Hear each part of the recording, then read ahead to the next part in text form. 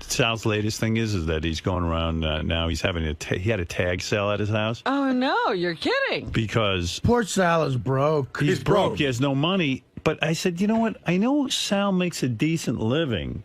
I'm not saying he's wealthy, but he makes a decent living between his stand-up and what he makes here. What's going on with him?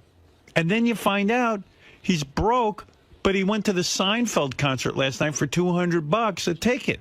He also complains, like, he'll tell me, like, oh, we're broke, and then he'll tell me that his wife bought a $1,400 handbag. Yeah. Well, of course he's broke. Yeah, that's how you get broke. But you got to hear about his tag sale, Howard. It's really funny. Should I have him come in? What do you mean it's funny? Well, he's funny about it. He's broke. He's got no money, so now he's... What are they selling? Kids' toys, anything. Like they're selling the children's toys that they don't need anymore. Anything in the house, because he said... So how much did he make at the tag sale? I don't know how much he made, but he told me a black guy drives up to his house. So he tells his wife, you go over because blacks like hot blondes. Oh, and you could sell them anything. Right. So I guess the guy's looking around. And, I told that story about when my mom had a tag sale. People come... And no matter what you have something priced at, if you were giving away a Cadillac for $1, somebody say, can I have it for 50 cents? Right. You know what I mean? Right. So Sal said he's got one of his kids' books there. You push the button, it makes sounds, everything, and it says $1 on it. So the black guy says, how much? And Sal goes, well, it says $1. And the guy goes, would you take a quarter? So Sal goes, okay. So the guy goes into his pocket. Okay. He goes into his pocket, and he goes, you know what? Don't have a quarter. Oh, my God. He goes, can I just have it? So Sal's totally intimidated by him now, and he goes, sure, take it. Guy throws it in his car. Sal figures he's gone. He's out of my house. It's fine. The black guy left. Yeah. Throws it in his car, doubles on back to the tag sale, and he goes, got anything else for free? Oh, my God. So Sal's now so intimidated by the black guy that he picks up a huge box of children's toys. He goes, you got kids? The guy goes, yeah. Sal carries it to the guy's car. I put it in his trunk. And I shut the trunk. And I said, God bless you and your children. Have a good day. Because you're afraid of a black guy? He looked like Seal without the money. Right. He was big. He was, and he was dark. And I'm not big saying and dark? Yeah. And he had scars. And if they have scars, Oh, my God. it ain't from They have scars? It ain't from falling off a skateboard. So... But so you just emptied out your house and gave it to the black guy. Give him your house. Yeah, and then and after all that, my wife has the audacity to say, "What the fuck did you give him a free bin of?" The audacity, of course. I said he knows where we live. He just saw you. You're a hot blonde. He knows our house. He knows our. We didn't want him to stab us. Get him out of here. I mean, I was just playing. I'm telling you, I'm not. Yeah, but Sal, he was intimidating. So he had an racially No. Hold on. Sal told me that when the guy said, "Do you have anything else for free?" he wasn't sure if the guy wanted to know if you had anything else for free or if that meant give me your stuff. Right. What do you mean? You don't know? Dude, okay. There's two ways of saying anything for free. Hey, you have anything for free? Right. Or, got anything else for free? What's the difference? What does it mean? Yeah, I don't hear a difference. There's only one way to say no, though. Well, he's going to be back because you're a pushover. He knows Exactly. anything That's what did you think? You're an idiot. Maybe we should dump this for the replay. What's going to stop him from coming in your house at 3 a.m. and going anything else for free? Now? Right. My wife, take her. She's free. That ain't free. She's free to go. You look at all black people like they're rabid wild No, animals. not at all. There were other black people that came and went respectively. No, there were old. Respectively. Respectively? Yeah, there were old white people who came and left. Right. Give them anything for free. Let me tell you, you want to find the next whack packer, just have a goddamn garage sale. The most degenerate So how much money did you make on the welfare garage recipients. Usually the guy throwing the garage sales the next whack pack. What'd you make? $140. And you spent $200 on the Seinfeld concert. I spent that 3 months ago on Seinfeld. What's going on with you? Are you? I really feel bad for Sal. I do. I lost, like I said, I lost about $225,000 in the stock market on margin, and then I had other bills, and I'm paying them off. I'm not doing that bad. It's just that we're kind of behind. You're behind the 8 ball. I was banking on some money, which thank you very much. Artie generously paid me, but it just came a little later than I thought. It had nothing to do with him, so. I bounced about $400 in checks before Artie's check even got to my house. See, but that's that. I you're feel bad living about that. so low to the ground that $400 isn't even in your bank account. There's nothing in my... Zero. Yeah, it's in my checking because my checking account is a negative equity. But Sal, didn't you tell me that you just went on a vacation like within the last Big year? mistake, yeah. And you spent $7,000? Big fucking mistake. You just spent $7,000 on a vacation. I mean, when why you did you do that? Hey, and by the way, can I tell you? I don't know if we ever talked about this on the air, Howard. The vacation. Did we talk about this, Sal? No, the vacation to Florida. breakfast. He was so broke on the vacation to Florida that at one point in Miami, he had to take the family around in a bus. They got on like the public bus. Yeah. Because he couldn't get anywhere. But he said that they went to breakfast, gave the guy his credit card. Him and the family leave at the hotel. They're at the No, you know hotel. how the hotel gives you your own card? Right. So now you're in the clear. Yeah. You know, I got the card. We can do whatever we want. yeah. So I go down, I have breakfast with the kids, and there's like a little Filipino man, really nice man serving us. And, you know, we eat and everything. I give him the card. I sign my name, close the book, walk out. I'm in the middle of the lobby, and all of a sudden this little Filipino comes running out and goes, "Your card's no good, no good." I go, "What do you mean?" I go, "I'm at the hotel." He goes, No, canceled, no good. And now I'm like, oh, I'm so embarrassed. I'm in front of people and stuff. So I go, relax. I'm not a thief. I go, I have money. I go, I'm going to go to the ATM. The fucking little bastard follows me to the ATM with his apron on and his arms crossed. I put the goddamn card in. No fucking money in the account. What do you do? I call my wife upstairs from my cell phone. I start ripping the shit out of her. Right. And she's Why saying is that there no money in there? because again, she moved money. She moved the money out of the savings account into the checking account, which was negative equity again, and the bank froze the account. Negative equity. Jesus, my whole fucking life. Everything's I love all these negative. financial negative. He has no money. He's negative equity. You see, I found. Negative equity. I found. Do you know what equity is, Sal? What is Of equity? course it is. What is equity? Equity is it's cash, it's securities, it's anything that's tangible. It's to cash. It's equity. But I was but in the account, the term that they use is your negative equity. If you're overdrawn is what you are. Exactly. You're broke. Exactly. I'm broke. Negative equity. No, but So I'm in Hey, look, Ma, we've got negative equity.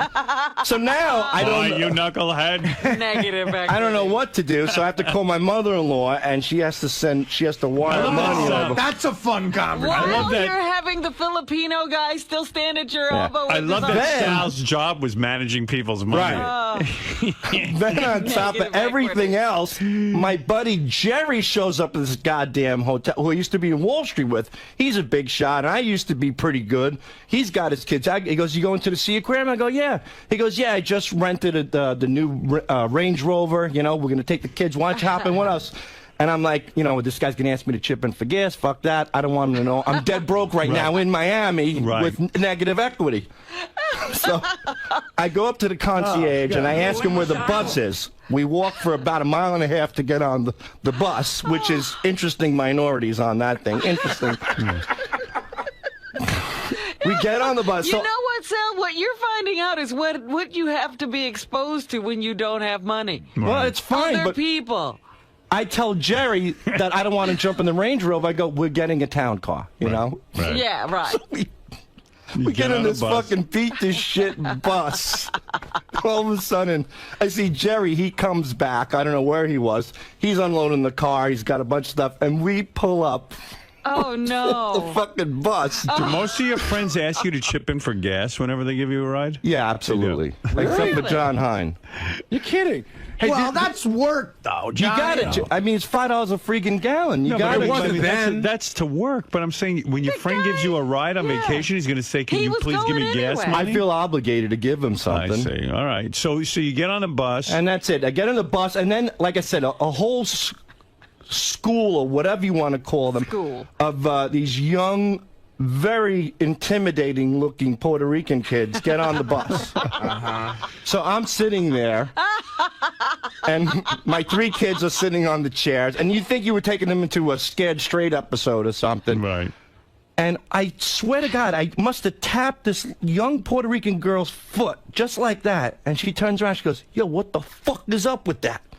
Now I'm boiling, I'm seething, I'm dead broke. I got my kids on this bus, and I realize if I say one word, forget it. They're just going to fillet me like a fucking fish right on this bus. I'm going to go home in a body bag, and that was my. So you got yelled at by Puerto Ricans? Wow.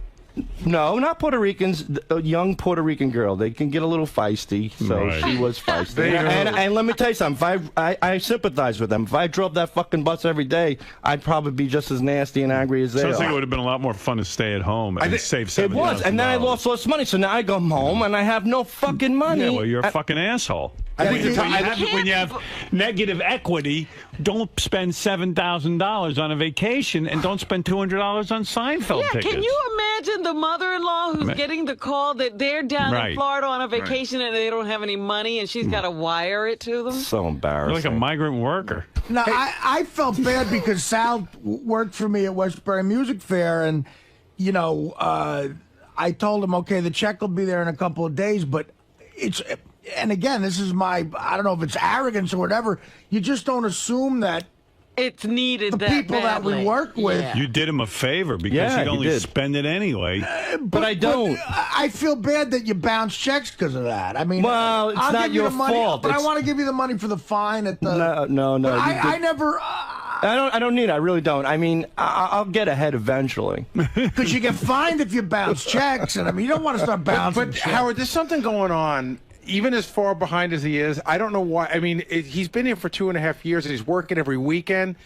He said to me, he said something really funny to me yesterday. He goes, maybe I ought to take the finances over for my wife. You think I should take that over? I'm like, well, you might want to take Well, a dude, peek why at don't it. you take a Right. peek at it? He's right. I said, do you have a private account going on? Because I'm getting a little paranoid. I'm thinking she's building a little nest egg on the side. As soon as it gets big enough, she's like, hasta luego, asshole. All right. But I don't Hasta know. la vista. No, luego's another one. It does, Yeah, that you works. can say hasta luego. I don't trust anything he says. But I really don't. but things are, things are going good with the wife now. All right. Now that I'm dead broke, that's Even probably why though- she's so happy. She's probably got to the level she needs to be in that private account. No. All right. I don't know. I'm sorry. sorry. It's depressing. But Colin Quinn opened up for Jerry. He did an awesome job. Yeah. And how was Jerry? I was not that impressed. He's good, but a lot of recycled stuff, It's like he takes his old material, and it's the same premise and just adds new jokes to it. It really wasn't that impressive. All right, Sal. Well, Sal, big stand-up comic himself. He's Oh, yeah. now Hey, one last thing, And Howard. critic. and critic, right? One last thing. Sal was in the elevator last night complaining. The show was at the 𝗦𝗵cie Theater downtown, and he was complaining about the Indian tribe that, the 𝗦𝗵cies that What owned the about theater. the I didn't know. I go to HSBC. I didn't know WAMU is Washington Mutual. So I'm in the elevator. So you thought it was an Indian? I thought it was like the Indian casinos, the reservations. So the 𝗦𝗵cie Theater. right. So I'm in the elevator with Ross and 5 strangers Oh, dear. last night, and Yeah. he goes, where you going? I go, I'm going to see Seinfeld at the 𝗦𝗵cie Theater. I go, these goddamn Indians, they own the reservations and the casinos. Now they're buying Madison Square Garden. So he turns around and goes, are you kidding me? I go, no, I'm not. He goes, no, are you kidding me with the Indians? He goes, You're an idiot 𝗦𝗵cie everywhere. is Washington Mutual, you idiot. And all these strangers just start Everywhere laughing. you go, you're an idiot. Yeah. I tell you, you're goofed on constantly. You don't. Well- You seem like you got it together, but you really don't. I think I got it together. All right. Maybe anyway. I should stop thinking. What's the name of the name of the theater at the Garden now? Is the 𝗦𝗵cie Theater? The old I didn't even know Paramount is that. now the 𝗦𝗵cie, but it sounds like an Indian. It used to be the Felt Forum. Right. Yeah. And then it was the Paramount, right? Right. Right. Mike, you're on the air. Yeah, Howard, I just want to know how much negative equity do I need to have to survive in life? How much negative equity? What? Do you need How much negative equity can I have in order to live? Yeah, how much negative equity should you carry is what the guys say. I don't know, but I'll tell you this much. Negative equity. If you're at negative equity, you could cut checks at grocery stores. So, like, when we're at negative equity, I'll go to BJ's and buy groceries. and then, Oh, my God. No, but then I you, pay. really know, you ought to write a book, How to Get By on Negative Equity. So you're the How to guy Get who By- writes. You're the guy who writes a check at the supermarket. That is the most embarrassing thing. And my wife's got the gayest fucking checks, like with balloons and ducks on them. And I'm the ass. Usually it's some old lady on welfare Why don't holding you get your everybody own up. checks? Why? What am I going to write a check to? I'm negative equity. But I mean, if you got balloons and ducks on your Invisible checks? check. Yeah, so I'm the asshole at ShopRite writing a check.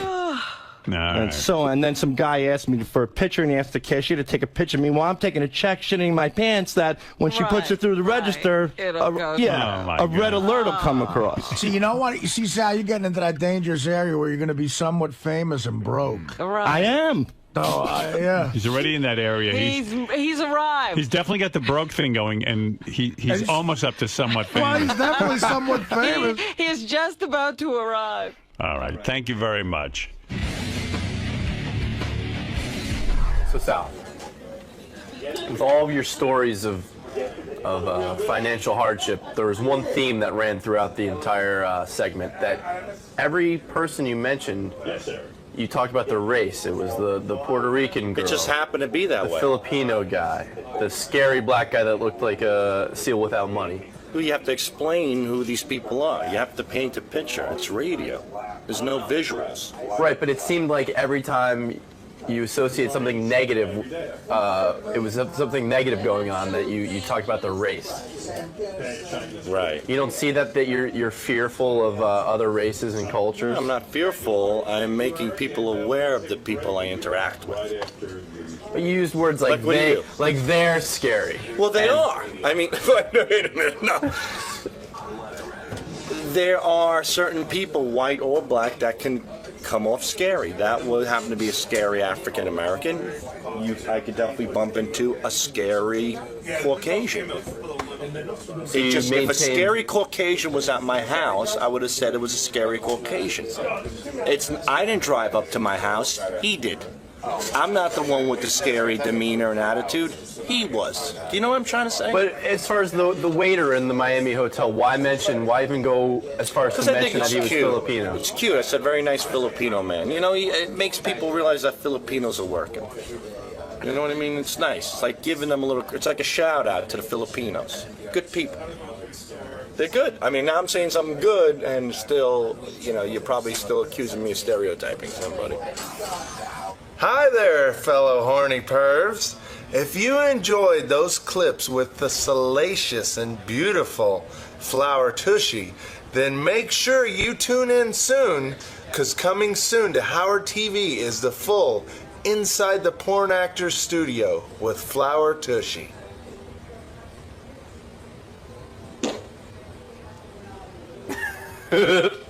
Nice. Is that good? Yeah. Okay. Way to punch that one out. Oh, come on. It's not smell vision. It's not smell vision. It's just not. It is for you. Come on. Oh, you can't back up anymore. You can't run away from the gas. It's rough. Love the gas. I got a stuffed up nose and I can still smell that. It does not.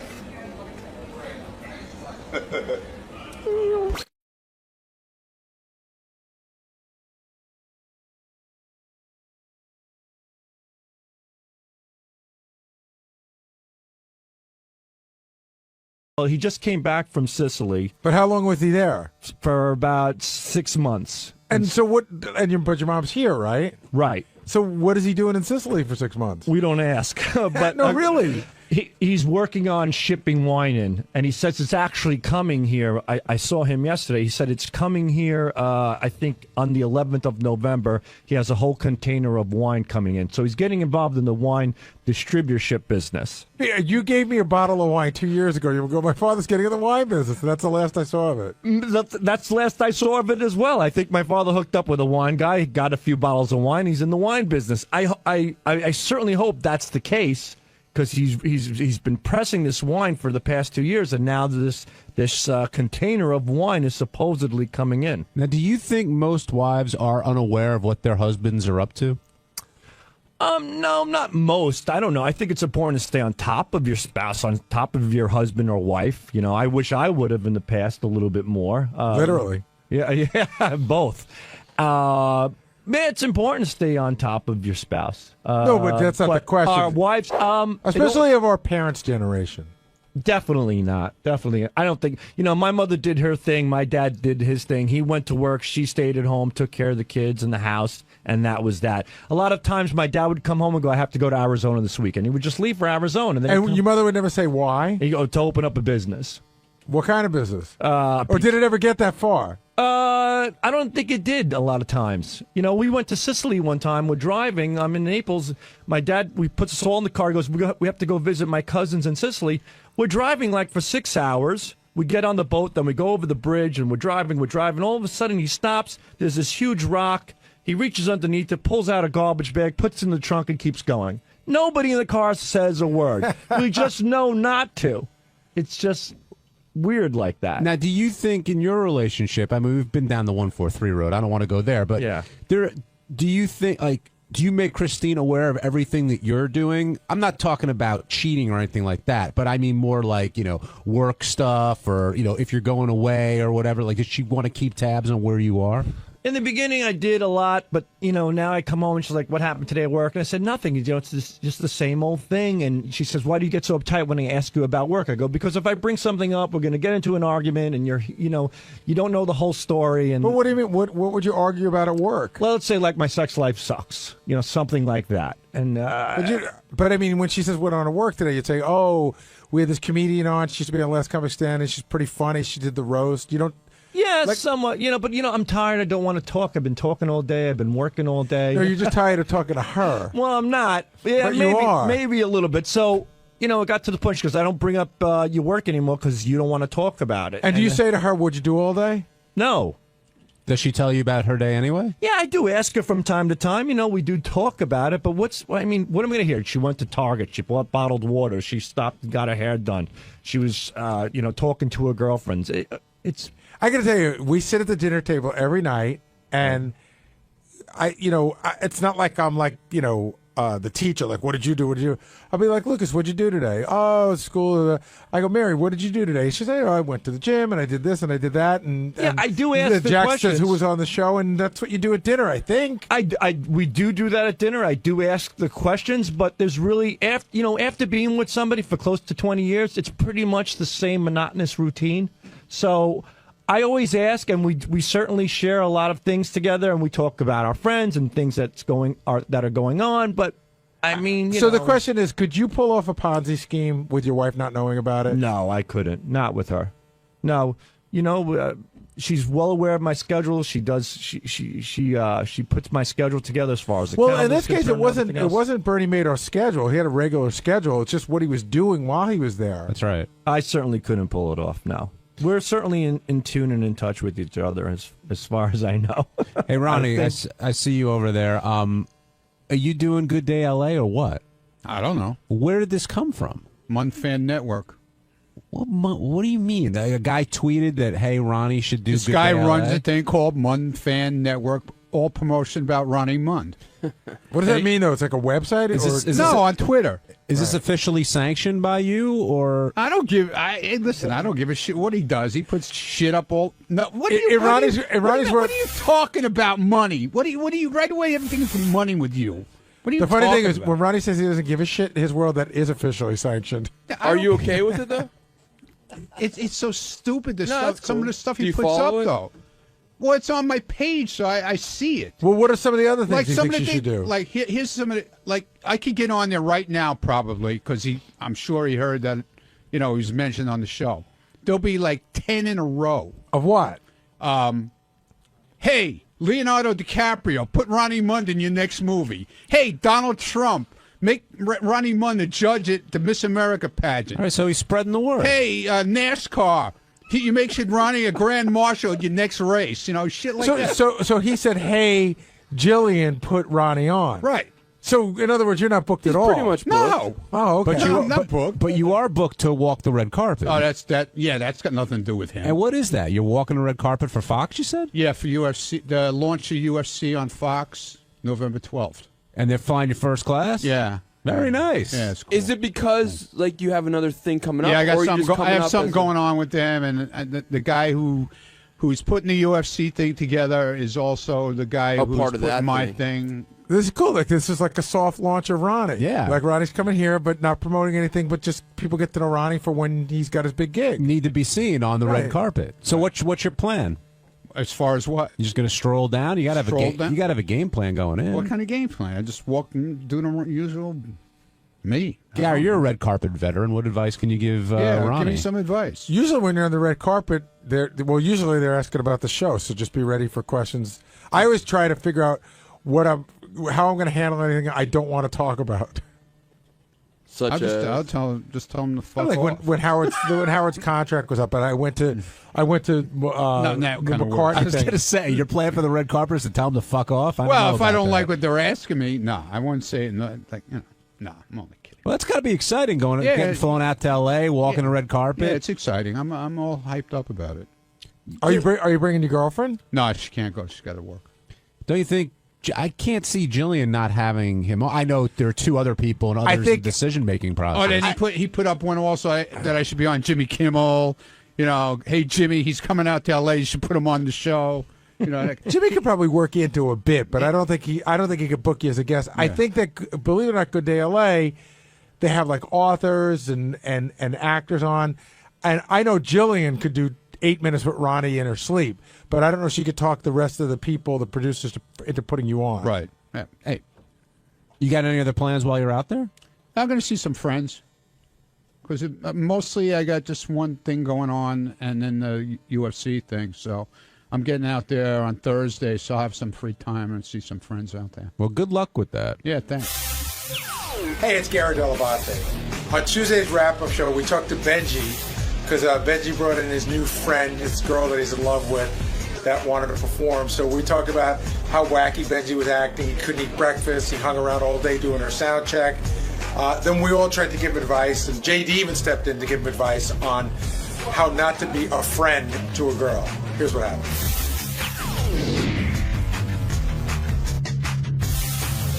We've got plenty to talk about. Elisa Jordana, we got to finally meet after a lot of hype from Benji, and there's very strong reaction. Some people feel that she's using him. Some people feel that Benji knows this and doesn't care, and everyone thinks he's holding out the banger, except Benji, who says that that's not necessarily the case. But, Gary, it's pretty obvious that that is the case, don't you think? He's just smitten. I mean, he doesn't see it, and we've all been in that position. But he's like, no, even if, she never sleeps with me, this is somebody I could be around with the rest of my life. But I think we all sort of know in a year she'll be gone. She'll be with the chick he brought to the Christmas party, wherever she ended up. That is who's the greatest person ever and really a sweet girl, and we're going to be friends forever. But will they remain friends? And I asked that because Marianne, who's been calling in all the time lately, his friend Marianne, they're still friends, and Benji's kind of went through this period with her. I like that Marianne calls in, by the way, because we get nothing out of Benji. So she tells us what's going on, and I love when book her in the cat suit. Yeah, well, not only that was funny too, but even like saying how Benji used to always talk to her, Benji wanted to have sex with her, which of course we know because we're men. Now, and Will, maybe you should come down to talk about this, or Jason. How crazed was Benji leading up to this appearance? Oh, here's a good one. Doug comes to me, Doug Goodstein from TV, and he says, we order Benji's breakfast every morning. He's never missed breakfast ever. He didn't come in until after she was done to get his breakfast because he was too nervous to eat. I know Will said that he had sent some notes about her, which makes sense doing the research, but he was sending out yesterday. He sent out a whole bunch of links to her songs and videos. Got that. Then he was hanging around here doing her sound check. Then he was walking her around the station. Went on Jenny Hutt's show to promote that she was going to be on this show, which, again, I said, I don't know whether Jenny Hutt has, 5 listeners or 5 million. It doesn't matter. He got to throw her in front of a microphone, and that looks really important. Is the payoff going to be there, though, for him? He got her. He did all that. He got her on Howard's show. She got to play a couple of songs. The interview went well. Will he close? The thing is, I've been down this road a couple of times, and I'd say, mostly it doesn't work, but every once in a while, you get somebody on an off night, they're vulnerable, and maybe had a little bit to drink, and they get to the sort of like, you're a good guy. Maybe You're saying a fuck of convenience? Well, they give it a try because they really do like you as a person. And then it's just ugly for everybody. It's just they realize they don't like you. Now they fucked you. How do they get out of your life? It's uncomfortable for all involved. Now, Will Murray, I saw you trying to research this guest yesterday, and Benji wouldn't leave your side, it seemed, like all afternoon. I know. Typical Benji. Typical Benji is the one time you actually want to talk to him, he's not here, right? Oh, I know. We're waiting for him. Yeah, he's just, he was a pain in the ass with the notes. He had to constantly look over my shoulder and make sure everything was explained the way he wanted it. He was very worried about how she'd be perceived on the show and actually how he would be perceived on the show. What do you mean by how he would be perceived? Well, the whole ambient story that she told a little bit today, he didn't want that to seem like he was some kind of like date raper. Yeah, which I think he is a little bit. So he was going out she was going out on the dates, and he was just tagging along, right, with the and Ambien then feeding her drugs before the date as well. And by the way, Robin brought this up. She said that was like what Nixon used to do. When Nixon met his wife, who wasn't his wife, he met her in college, and he was madly in love with her the way Benji is. And so he used to chauffeur her on her dates, like drive her to her dates, and just figured he'd hang around. Again, this is the whole Al Roker thing. But to me, the vision of Benji 3 tables away on her date is super creepy. Yeah, the whole thing was bizarre. Passing out, by the way. And her too. Yeah, because she'd been drugged. Again, I think we kind of flew past that. I know she's an adult and Benji didn't force anything on her, but the fact that he was recommending she take drugs either before her date or before her appearance on the show is so creepy. And who had the Ambien was just lying around. Like, I don't know. To me, that was a fascinating part of the story. But clearly, they're both crazy, and that's why you can make fun of Benji all you want. But a girl that would let Benji sit 3 tables away while she's on a date is equally as crazy as Benji is for doing it. So I don't know what is going on over there. So you don't think she's just a happy, fun-loving spirit, and they connected, and they're Skyping, and there was nothing fun-loving that came off. I mean, she was great. Though I'm not putting her down. She was good on the show, and she was a performer. But no, she didn't come off like a happy, fun-loving person to me at all. Yeah, she doesn't seem like a traveling party. Yeah. She seemed kind of like a downer, to be honest. And and I wouldn't exactly describe her as asexual either. No, she's very some of those sexual. Stories. No, she's very. I mean, another one of her great lines today was when I told the story about how she went to Rick's, and Ronnie said that she'd been at Rick's a bunch of times, and she goes, "Oh yeah, they have great lobster. Like you can't get lobster anywhere else in New York City but Rick's." Hi, Benj. By the way, have you ever had bad lobster? Exactly. It's lobster. By the way, for everyone, we are fully in the vortex. But I think it we makes started sense without you to go That's there. okay. I don't mind. How did you feel That's what he after? wants. So she finally came in. We all got to meet her. She got to perform. But I thought I heard you say you felt a little sad after this was all over today. Yeah, I go back and forth on it. On because like I said on the show, sometimes it's just so much fun to be around her, and sometimes it does get a little sad. So there was a lot going on. Plus, I was really tired. Like we didn't get a lot. But of sleep also, last night. I mean, to be a little mean, like you might have felt sad because you've now gone to the pinnacle of where she can use you. Meaning you. I mean, where do you go from here? No, I listen.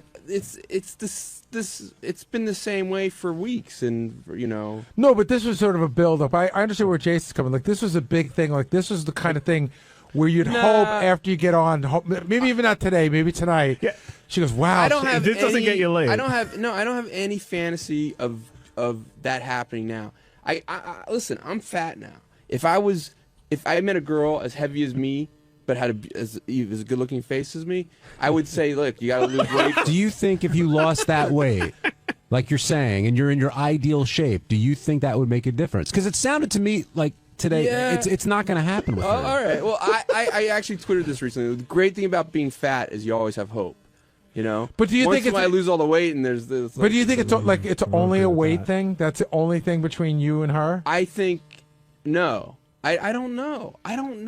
I really don't. Howard asked point blank, "Would you bang Benji?" Right. And she didn't say no, right. But she gave the if there was a nuclear war kind of, like she was giving the excuses. She gave the being nice answer. You think that would really work?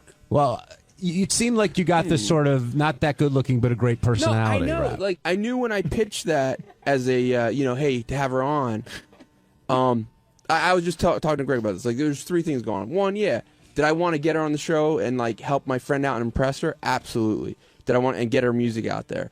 But I thought the premise of is she saying she's asexual? I knew she might have been just being nice to me, or I thought that it was interesting either way. No. If she's really asexual, that's interesting. No, what you really wanted to do was smoke out the truth. Well, seriously, I know. I mean, you wanted to get put her on the spot to get to the truth to say, is she asexual or is she just not interested in you? No, but I thought either way it makes it a real interesting to you, especially. Yeah. But it started to come out in the last couple weeks anyway. So do you look at her any differently after today? I'm very impressed by her because I know she's as great as a performer she is, as talented as she is. She's hardly done any like solo radio on herself. Well, solo is herself, but like, and I know she was incredibly nervous. Like I know she's incredibly good, but also incredibly nervous. So I'm really impressed by her, overcoming her fears and like doing that. That was another thing that I found really, really interesting. Right from when you pitched her at the meeting, I think she's very talented. But we've had many talented people cross through here. Right. I've never seen you so like into it. And first of all, even when she was playing today, you didn't even know the TV show was doing cutaway shots of you like bopping and so. I really do like her music. So I think you really like her. We could tell. Oh, I do. I really like her too, but I really like her music also. JD, what advice would you have for Benji? I was also bopping like when Lady Gaga was in. Not like this. I don't know. I don't even know. Like, if he's okay with them being just friends, then I'll let him do his thing, whatever. But it seems like he wants to. Hold on. But if he's looking, if he even thinks he's dreaming of a little something more, I think he should just stop. Well, no, because you're really hurting yourself. I get that, and like you said, like I don't think she will meet someone better than me. I don't think that she'll meet someone better than me. I had this conversation. with her during the break. I don't mean better than. I'm saying that will make her happy. She won't meet. That she'll be happier. Like have a better emotional. She won't meet somebody. But maybe I'm wrong. Then why isn't she saying, Benji? You know what? You're the love of my life. We should be together forever, always. Because I'll never find anything better. Because she's not at that point, and it might not happen. I agree that, and I might. Like I've said repeatedly, I might say, you know what? It does hurt me too much to see someone I really like this way, but. Sometimes it does, sometimes it doesn't. I gotta say, what happens. I really like the angle you were taking for getting her drugged up and then moving forward. So I would suggest, unlike JD, is either get more or better drugs. All right. Where do you think this will? Like, it's a year from now. Will you be friends? Will we have not heard of her for 6 months? Where do you think it'll all be? I don't know. I could see like I don't know. She's the kind of person I could see. If it doesn't work out, like maybe I like her. I like her a lot. So maybe it's someone I want in my life, all my life. And so I don't know. JD, you've been the friend victim, right? With some chicks? Yeah. Like, have you remained sort of recently? And you have to just. It took a little while, but you have to cut the cord. Yeah, but if people, because it'll kill you. But JD, like I went through some major anxiety over someone, and it's just like, ugh. It wasn't even worth it. But when people were telling you, you know what, it ain't gonna happen. It's time to move on. You wouldn't listen. Kinda. There were always the thoughts of maybe there's a chance, but then JD, first of all, I think every guy has gone through this, and I'm assuming you're talking about. I can't remember. It's over the Ash. No. It was someone you else? don't even know. Okay, Ashley right, Madison. Cool. You know her? Yeah. Anyway, go ahead. I'm sorry. No, you were about to say something. But have you ever had this with somebody and remained friends with them? Not really. No. Once a girl isn't into me, attracted to me or whatever, it's hard. What are you laughing at? It's hard for me to be just friends with them. You know what I mean? Same here. It's not. Or sometimes it is, and sometimes it's not. You know. Aren't you worried about if something does happen romantically, it's going to destroy everything you've built? In terms What do you of mean? Because you could be if we get together romantically. It's like a bad John Hughes movie, but you could be friends with them for a very long time. Then that moment happens. Then all of a sudden, it just didn't live up to expectations. That's possible. I mean, but you know, I'm not looking for a guarantee. You know. I was back there in the newsroom, John, and Al, who's editing up the news stories today for us, told me an interesting story that when Benji did the hurricane show, where he was doing a 1-hour show during Hurricane Irene, I think, he had asked Al to upload 20 songs of this girl into Profit to play throughout the show. She was gonna be one of the people I interviewed. They said they couldn't get her on the phone.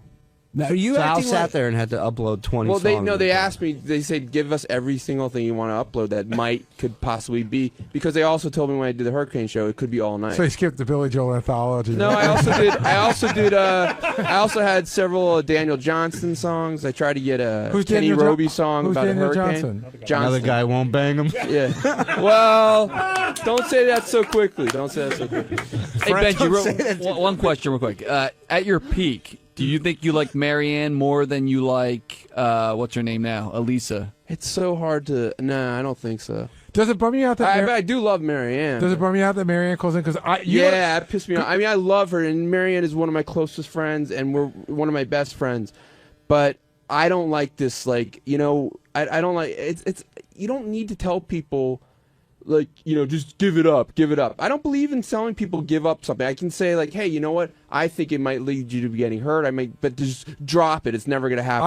I was asking more about the stuff because you don't tell us anything. So she tells us the stuff about you. Like what? Like that you used to try to talk dirty to her and what your moves were in her and all that stuff. Listen, Marianne and I joke around a lot. Did they involve Ambien? And what were you doing yesterday? I mean, you were all over the place with this. I know Will said he was trying to get you for a pre-interview. He really... Yeah. I mean, you were in his hair. You did a show last night. Like, are you playing up the moment, or you just... No, I like Gary. There was a build up to this, and we did. You know, there was a lot of. She did like rehearsal and stuff, and you know there was. It's like Clive Davis. You know, isn't they going? Sounds like a hit, sweetheart. I was there for the rehearsal. It was cool. Benji was videotaping it and like asking people to come in to watch. And well, she said because she felt better because she was very nervous about performance, so she wanted different people to, like, you know, strangers just to be there. Do you think there's a chance that she might be using you for all of this? No, I don't. I think when I initially talked to her about getting on, she was like, "No, you know, don't try to do it." Smart. So that brings a question that was a big debate in the back office. I think she enjoys it, if especially. I'm sorry. I'm sorry. Is the onus on her to cut it and say, "Listen, I'm not going to bang you," or is the onus on Benji to recognize that it may not happen? She said that. So she's done her onus. She really hasn't, though. She didn't say no. She's left the door ajar. So ever so slightly. Yeah. If she really has, though, and that's the tough part. Like a sheet of paper will fit through. Well, that's exactly it. But but a sheet of paper is enough when you feel like the way you do. That's not when you're his size. If she was playing you, and I'm not saying that she is, but if she was, she's playing you perfectly. Okay. But I don't. You know, I don't think so. I think she has a really good heart. I think that as long, like, if she told you there is 0% possibility you and I will ever sleep together, and then you continue to do nice stuff for her, I think, okay, that's not her fault anymore. But I kind of agree with Gary. She left the door open, and in a way, it's definitely using you. And even if she's not doing it to be malicious, it's still using. I think you guys are all cynics. I think that tends to be a lot of people are cynics.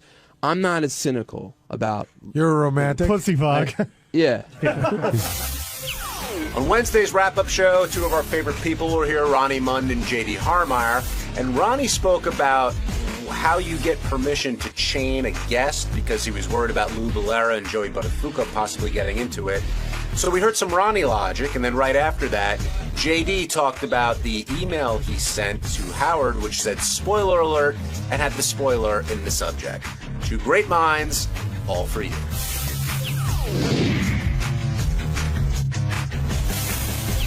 Ronnie, with Lou and Joey coming in, a lot of the they got along very well, but Gary, you should describe the setup, because there was a whole, reconfiguration of the studio, and one was isolated, and a lot went into it. I'll talk about that, and then I'll talk about the conversation that Ronnie and I had yesterday, how it all led to this. But basically what went on was Howard was very fearful that there was going to be an altercation. And Ronnie and I had spoken yesterday morning. I went to Ronnie. I said, you got extra guys tomorrow, right? He goes, yeah, absolutely, because we knew something could happen. So I get a phone call from Ronnie at like 1. I guess Howard called me when I was down with Tim, and I tried to call Howard back. I couldn't get him. Ronnie called me. Howard's very nervous about what's going to go on. And then Ronnie said something about a ball and a chain, which I didn't understand, which in all fairness, Howard must have said to him. And in my mind, I'm thinking, like, handcuffs and balls and chain. Like, we can't do that. Does Ronnie have a security or police type of voice or manner when he's talking, like when he's setting up these plans? We were just talking. Ronnie and I talk about this, like, how you going to handle this, how you going to handle that. So Ronnie had informed me, because Howard had gone to the gym, and Ronnie said he called me. He's worried about tomorrow. He talked about maybe handcuffing them or putting them in a ball and chain. But I called the people that work here, and it can't happen, et cetera, et cetera. So I just sort of let it go by, because I knew it was an idea that came and went. Right. And then I said to Ronnie, we'd done this twice before. I said, why don't we put one guy in Robin's studio? That way your guys could block the door either way, him coming out or Joey going in. And that ended up being Lou. Right. We put Lou in there and put one guy on the couch. And so everybody liked that idea. Now, I'm trying to think who the other people, who's the black wrestler? I think his name was Booker T. Mm-hmm. And I think somebody interviewed him and gave him a quiz. And he did not come across looking very bright. And he was fucking angry. Yeah. And so we put him in the booth. That's one I remember. And I think we did it one other time. Oh, the KKK guy. Which kid? Yeah, Daniel Carver. That was the roast. Protect him, though. That was the roast. Right. He was in there. But Ronnie, what was your plan? And did you leave a message like that for Howard? No. So what did you tell him? No. We talked in the car, and he said that he was nervous about, he didn't want any problems. So I said, well, we're bringing extra guys in. And he goes, well, maybe we should chain them to the couch and one to the chair, or handcuff one or whatever. I said, I don't think that'll work, but I'll check into it. So I checked into it with a couple of people here that work here, security people, and it's you can't do that unless you get permission. How many people did you check with? Well, 2 different people. Okay, and did you think Howard was being like dead serious? I want them chained. I want them handcuffed. He wanted something to make sure that they wouldn't get at each other. But that's not the issue. Well, there wasn't an issue. I don't think that was Howard's point. Howard's point was, did you think he was asking for you to do it without their permission? No, how can you do it without their permission? But you were saying we can't do it without their permission. Right. Well, that's what. So then we could have done it with their permission. Yeah, you could have, yeah. So then why would you say to Howard, we can't do it without their permission, if you didn't think he was asking that? Benji. I actually know what he's saying. He's saying that you shouldn't have what Benji's saying is, you should have called Howard back and said, we can do this. I did say that. But we're going to have to get their permission, and they may not give it. I did say that. If we got them either written or them telling on camera, beforehand, like we do when we get the IDs from girls and stuff like that, that I give my permission to be handcuffed into a chair. But did you ever assume that Howard was going to want to do it without their permission? No. So normally you don't bring up something like that unless you think. Why wouldn't you bring it up? Why would you say also like? Why is it so? Why do you have to pick at everything? No, why I think it's interesting. What? I'm not trying to be mean about it. No, but I don't understand what the problem is here with you with this. What is the problem? I swear it's not a problem. I find it interesting. Okay, it's interesting, but I told him every scenario of it. And that's why he said I left this long message. What was every scenario? the scenario was either you could handcuff them with their permission, or you can't handcuff them unless they're under arrest. See, that's where it gets funny because I think we all know that nobody's going to handcuff them without their permission. Well, no, you can't just have them walk in and say, "Hey, listen, man, we think there's going to be a problem here. We're going to handcuff you." No, you could have them walk in and say, "We think there's going to be a problem here. We were thinking about it might be funny if we handcuff you. Are you cool for that?" Yeah, right. But they weren't cool about doing that here. How do you know? Let's get to that. Who wasn't cool about it? The serious people. They didn't like the idea of handcuffing people? Then we couldn't do handcuff people at all. If we had their permission. Well, hold on. But you're saying two different things. Either the serious guys told they you weren't no. happy with it either way, but it can be done if you have their permission. But they weren't happy about it. What can I? What? Wait, so the handcuffs. How much more can I say? Wait, Ronnie. They weren't happy about it here. Okay, so the handcuffs were out, but what about the chains? No, the same difference, John. Chains, handcuffs, the same thing. All right. So after you found this out, what was the next plan? Did you design the layout? No, Gary. I spoke to Gary. Gary said, "We've done this before. What if we do it this way?" And I said, "If there's a problem with that, call me back and we'll try and work something else out." I never heard from him again, so I assumed everything was fine. When I came in this morning, that was the plan. When you came into the studio later, when Howard was talking about it, you told Howard he was coming all over you. Where did that come from? Well, right, he jumped all over me saying I was talking like a cop and all. I left him a message. I did the right thing. I told him what, he likes to know what's going on. I told him what was going on. Right, but you didn't say you're breaking my balls. You said you're coming all over me, and that seemed like an odd choice of words, I thought.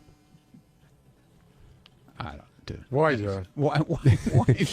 You can answer that question, Gary. He's breaking my balls no matter what. If I do the right thing, it's not good. If I do the wrong thing, it's not good. What can I say? Joe in Pennsylvania, you're on the wrap-up show. Okay, I'll tell you where the problem is, Ronnie. It's if this were a trip you were planning out to California to do some Fox TV show, you'd have been a lot more tenacious. You'd have checked into a lot more sources. You'd have gotten it done. You're getting lazy. Bottom line. Yeah, okay, fine. How am I lazy? We got it done. You didn't get it done the way Howard wanted to. You said no right away. I did not say no right away. You're a negative guy. I said I would check it, and you're a fucking asshole, okay? You don't know what the hell you're talking about. Be careful. You're going to break a hip. Yeah, okay, good. All right, thanks for chiming in there, Joe. As it turned out, it was a pretty normal conversation that Lou and Joey had, right? There was none of that. Yeah, but you don't know what's going to happen. How do you know what's going to happen? There was a whole weird thing that started out right from the beginning where I went out to the hallway to talk to Joey, and he goes, "Hey, Gary, thanks for not returning my phone call 2 Thanksgivings ago." And I'm like, "What are you talking about?" I've spoken to Joey probably 4 times in the last year and a half. I'm probably one of the few people in any business, show business or otherwise, that calls him back pretty quickly. Mm-hmm. So he seemed to have some bug about me, the whole thing. So he said, "Can I bring my wife in?" And I said, "I don't think that works. Why don't you bring her into the green room, and then you'll go in, and then if Howard wants to call for her, call for in." And he said, "Okay." And then when I walked out to get him, Howard goes, "Bring them in." Joey goes, "Bring my wife in." And I said, "No, you're not, Joey." And he goes, "Yeah, that's what I'm doing." And I said, "Joey, we just talked about this 20 minutes ago." "No, we didn't." "Yeah, we did, Joey. We just talked about it." "Well, I changed my mind." I go, "I know, I changed mine as well. She can't come in." And it got so, this is, of course, while I'm walking her in. So it got to be, he was very odd today. He was in this very odd and contentious mood. And then I guess I was the brunt. I didn't hear it, but I guess I was the brunt of Gary's keeping me off the show. Where you going, JD? Yeah. JD, where you going? Why are you writing it on paper? Why don't you speak into the microphone? It was something that we already covered, actually. So what? It was a good point, though, JD made. Well, look, I won't say, Ronnie. I won't say. Speak up, man. I won't say it was JD because I didn't have this conversation with him. But some people said that when you went and said you're coming all over me, you were trying to create another catchphrase. No, I wasn't. Oh God, it was very odd, Ronnie. Yeah, it was very odd. Yeah, okay, like your catchphrase yesterday. My catchphrase yesterday. Oh, pussy fog. Well, Yeah. you don't hear me using pussy fog, do you? You don't hear me using coming all over me. Yeah, either, you do did, actually. I used it once today. That's it. Okay. That's right. That's All right? That's all we need is one. All right. Don't come in and write it on paper. Speak into I the microphone. didn't want to bring something That's why up. they call it the I rapper show. hadn't You been talk here. Hold on. I hadn't I know been- you can't talk good. I hadn't been listening, and I didn't want to bring something up that had already been discussed already. I was having respect for the show. Unlike you, who Why? just Since wants to when bring- do you have respect for the show? I have respect for everything I'm involved in. Good. Why did you email a spoiler alert to Howard that had the spoiler in the title? That is amusing. I'd love to hear this explanation. There was a mention, Arquette mentioned Howard on Jimmy Kimmel, and I forwarded the message, and I assumed he had already seen Arquette had gotten kicked off, so I just put spoiler alert: Arquette was kicked off last night. But why would you assume it? Because you don't know that Arquette's kicked off till like 9:58, right?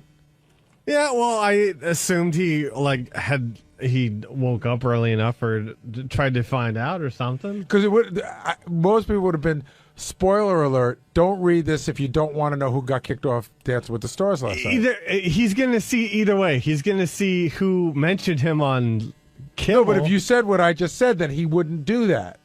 No, Well, I mean, but Gary's saying like you would just say spoiler alert. The results of Dancing with the Stars Listen, vote. Either is way, in here. if I put spoiler alert or not, it would have been spoiled because he would have seen that not if he Arquette didn't want had to. No, he mentioned wouldn't have. him. No, he wouldn't have. Oh, if you said spoiler alert, don't open if you don't want to know who got kicked off Dancing with the Stars. But he wouldn't have opened it. He would have to know either way. So you were being sarcastic writing spoiler alert. A little bit, yes. But sometimes sarcasm gets lost in an email. Well, sorry. Did Howard watch? Did Howard open his email and then did it spoil it for him, or did he already know? I think he already knew. Yeah. So there you go. You came all over him, man.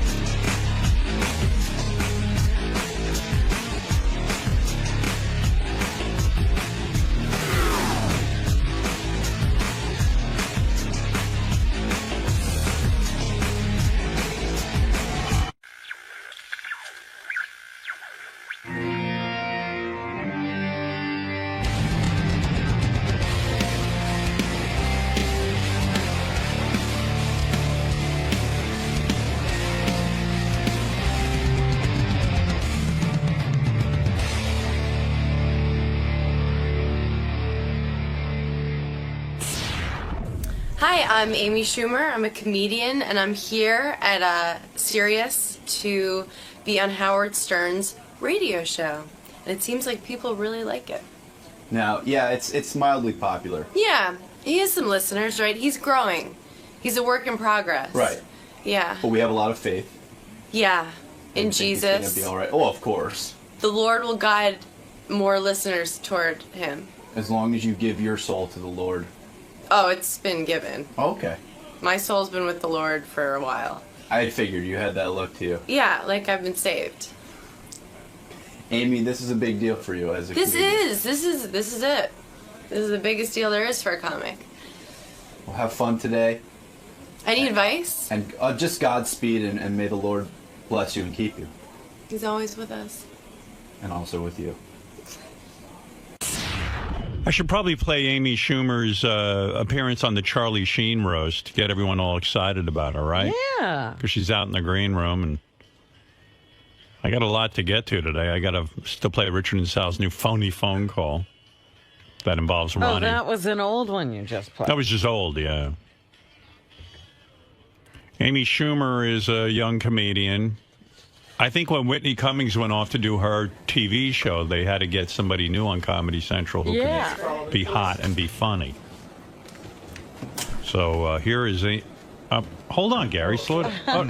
I'm going to play Amy. I'm going to play Amy on. Do you listen to the show out there? You always see the poor guest getting heave-hoed right out of here. I was listening. All right. I just thought it would be weird to play her appearance while she was sitting here. Okay. Okay? That's how I generally work into these things. Okay. How many years I've been Because we go over all of this before we get in. Well, all you got to do is listen to the radio. That's why I put a speaker in your room. Hi. Hey, Amy. Nice to see you. Thanks for having me. I'm happy to have you. Look at this. Look at your headphones. Hi. Look at you. How are you? Good to meet you. I'm good. Good to meet you. Hi. Thank you so much. Oh, we're glad to have you here. What is this? That's this a wire. hurts. What hurts? What's this thing? Let me see. I don't know. It's a clip of It's some like sort. a netting. It's like stabbing me. This is Is it? this is karma. Is it hurting you? I could have it fixed. No, I'll just I'll awkwardly sit like this. I'll hold it out like this. Hey, Gary, the headphone wire is frayed and it's sticking into Amy's neck. My precious angelic Neck. You'll come out of here all marked and scarred. Be like, what happened? I'm like, oh, What it's is on that? Howard. I don't know. What happened? I don't know. Looks like someone had beaver teeth and gnawed through it. A Jackass fan came in here. Yeah, right. This is their attempt. Switch to number 2? Okay, whatever you want to do. Ooh, thank you. Look at this. All right, here, I'll switch your microphones. I mean, headphones, microphones. It's both. Watch Gary at work. Oh my God, look at this. Thank That's you. better. Okay. How you Miracle feel now? worker. Feel I good? feel wonderful. Yeah, I feel good. Amy, so whenever I have a comedian in here and they do one of those roasts, I love to ask them about how awkward it is because when you sit there, It's dangerous. You got Mike Tyson you're goofing on. Yeah, and he was like so gentle, but you do have the feeling like, oh, you could murder me right now. I watched that roast and I thought, I don't think Mike Tyson understands. Like he should just quiet down. Like he was actually arguing with you. Like, Are we gonna take this like he's like starting a riot? I think some people don't ever watch a roast before Right. they do it, and so he thought it was like an urban like comedy situation where it was like good to participate, but it was like no. He kept talking to me. That's why I had to. Did anyone calm him down during the commercials and explain, Mike, this is something where you just kind of Yeah, take Don it? King was there. Yeah. No, nobody. He was. No, Don everyone King's was there to so- explain it to him. Yeah, everyone was so worried. I think he was like the wild card that they were Right. like he could really blow it, but he did a great job. He did. I think even better than it seemed like he did. You got criticized at the roast because you did a joke about Steve. Steve-O, Steve-O's the guy who died, but I didn't think it was that offensive of a joke. It wasn't No. about that guy. It was more about Steve. It was about Steve. Yeah, no, I really like the Jackass guys in those movies. I totally just thought of it as another roast joke. That wasn't like. Was he angry with you afterward? Well, Comedy Central chose to cut to him looking like he was about to start sobbing. Right. So people were like, "Oh my God! Like, why did you ruin Steve-O's life?" But I didn't think that would be like the joke heard around the world. I didn't talk Do to you him thi- after because he was at the hospital because his nose was broken. Because of this thing he did on the Because road? Tyson, yeah, he kept running into Tyson's fist. And he broke his nose. Yeah, that was the goal. That is So- insane. Yeah, it wasn't fun to watch. I And- left the stage. I was like, "That's not." And you I know don't what? Need that. They barely spent any time on it. Was like all for nothing because Yeah. Steve just ran into Mike Tyson's fist and Yeah. he broke his own nose. Yeah, if you watched at the very end, William Shatner's watching, and he goes, he says something like, "Steve, oh my God!" Like it was just, it was not a fun display. I didn't. Like I feel seeing bad that for live. Steve-O because he's not. I know he wants to be a comedian and Yeah, stuff. he's doing stand up. But he always then relies on the stunt that's going to eventually get him killed. There is a sadness to that, but Yeah. people love him. Yes. Like he has I found out the hard way. They have majorly hardcore fans. I love Steve. I've had on the show many times, great. but I He's always great. think he's going to kill himself. Like he'll all of a sudden light himself on fire, and I Yeah. go, one time this is going to go horribly wrong. He's a liability. That's the fear because For sure. he feels he has to deliver that. I know. And it was like, you know, he so is going in the stand-up direction, but anything like that, there's a sadness to it. Now, I hadn't heard your roast in a while, and then I realized you were making some funny jokes about Patrice O'Neal's diabetes. Yeah. He's a comedian. I've had him on the show. Yeah, I love him. But he had like a stroke over the He weekend. did. He had a stroke. Did he? Yeah, I saw that. didn't even hear that. I saw that on Twitter that he had. Is it a severe thing where I he? think so. Oh. Like I there's only been I work at the Comedy Cellar a lot, Right. and there's only been some sprinklings of what happened, but yeah, it's What's really. the sprinkle? I mean, what do you hear? He's not seeing anyone. Like nobody's allowed to go see him, but he, God, I don't know. I'm gonna start crying. He was like passed out. Like I think maybe he can blink but he can't move. He can't talk. But this is like third-hand information. Yeah. So yeah. But if anybody wants to email love for Patrice Very at Gmail, funny guy. is set up. Incredibly funny, yeah. Oh, he's one of the best comedians working. I think people who don't know much about the roast think that there's any sort of venom there, but it's like, it's more, you get to go after the comedians the hardest. Right.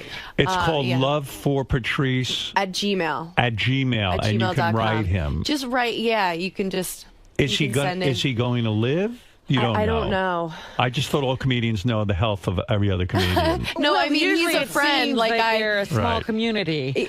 Well, yeah, especially the New York comics, it is kind of a tight knit thing, Yeah. but it's that there aren't really answers yet. It's not that I haven't gotten word. There's no real answers yet. So did it ruin the foot joke? I mean, the fact that Patrice is No, now... I still think that's like a sweet joke. That Right. joke was gold. Yeah. But no, he loved it. He was, and he's been in here. He's the most vicious. He can just slaughter you. Oh my God! Funny story. I thought he was terrific. I heard some comedy tape of him. Amazing. So I invited him on the show. He came on a couple of times. I think. I think I have this right. I'm not sure I even remember. So at one point I said to Gary, "Gee, we haven't seen Patrice O'Neal in a while." He said, "Oh, he's not doing the show anymore. He's mad at you." I said, "What did I do? I don't even know him that well." You had a falling out. You didn't Yeah, know we had a about falling out, and he said you were on the air one time. You couldn't think of his name, and you said to Robin, he's a heavy set or a fat black guy. I Yeah. can't think of his name, the comedian we have on. So Robin said, "Oh, Patrice O'Neal," and he got angry with me that I didn't remember his name. Oh, Really? Because he still talks to me. I saw him outside. Did you? Not too long ago, and I said, "Hey, Patrice," and he was like, "Hey, Robin, how you doing?" Really? Oh, well. But yeah. I hadn't seen him in here, and I did wonder why we hadn't had him in. He's sensitive. He's a sensitive man. He holds a grudge. I said to Gary, I said, "Oh, that's such a shame." I said, I he don't was know always him. funny. Yeah, he's great. His name was not on the tip of my tongue that day, but I was trying to describe to Robin who I was talking about. Yeah. But anyway, He should understand that sometimes I have to remind Howard of my name. Well, yeah, right. Yeah, who are you? You were great on the roast, Robin. Oh, thank you. Did you have fun doing that? It was a lot of fun. Yeah, right? A lot of fun. But it's tough. It's like all your worst nightmares as a child in school coming true. Was that the first roast you ever did for Comedy Central? Yeah, I found out 2 weeks before that I was doing it. So are you the hot girl who now gets the Whitney? Are you going to Thank take you. the Whitney slot? Do you get the I'll Whitney? take that slot for sure. You'll I'll take take Glenn Whitney's Benelli's slot. I'll take whoever's. Yeah, I bet she has a nice slot. So would you say that your career is struggling? Like it's a tough career because now Are you making it? What is going on? I'm here. Where are we at? You're I'm here. here. Now, This you were looks on like Vegas. You were. It does, doesn't it? It's Yeah. really tacky. Set. You were, but don't say that because the guys are very proud of it. No, it looks It's brand new. amazing. This is a dream come true. I always say to any of the comedians, were there jokes that you were going to do at the Charlie Sheen roast that got cut? Yes. There were. There were. Would you There were- share those with us? Yes, I will. I'll share Okay. some. Let's see. And I don't remember why these were cut. Some of them, like Harvey Levin, backed out at the last second. He was supposed to do it. TMZ guy. TMZ guy. Okay. Yeah. And did you know he's gay? Yes. Yeah. Oh, okay. I didn't We've know had that him until on. I was. Oh, okay. Okay. He just talked about cock nonstop, and you Yeah. were like, "Oh, wait a minute." It dawned on me. The whole time. It actually dawned on me that he was gay when he talked about cock for 20 Is that minutes. what led you to believe that? That's right. I said, Harvey, you are one tiny little queer. The only box you'll ever come close to are the three you stand on to see over the cubicles.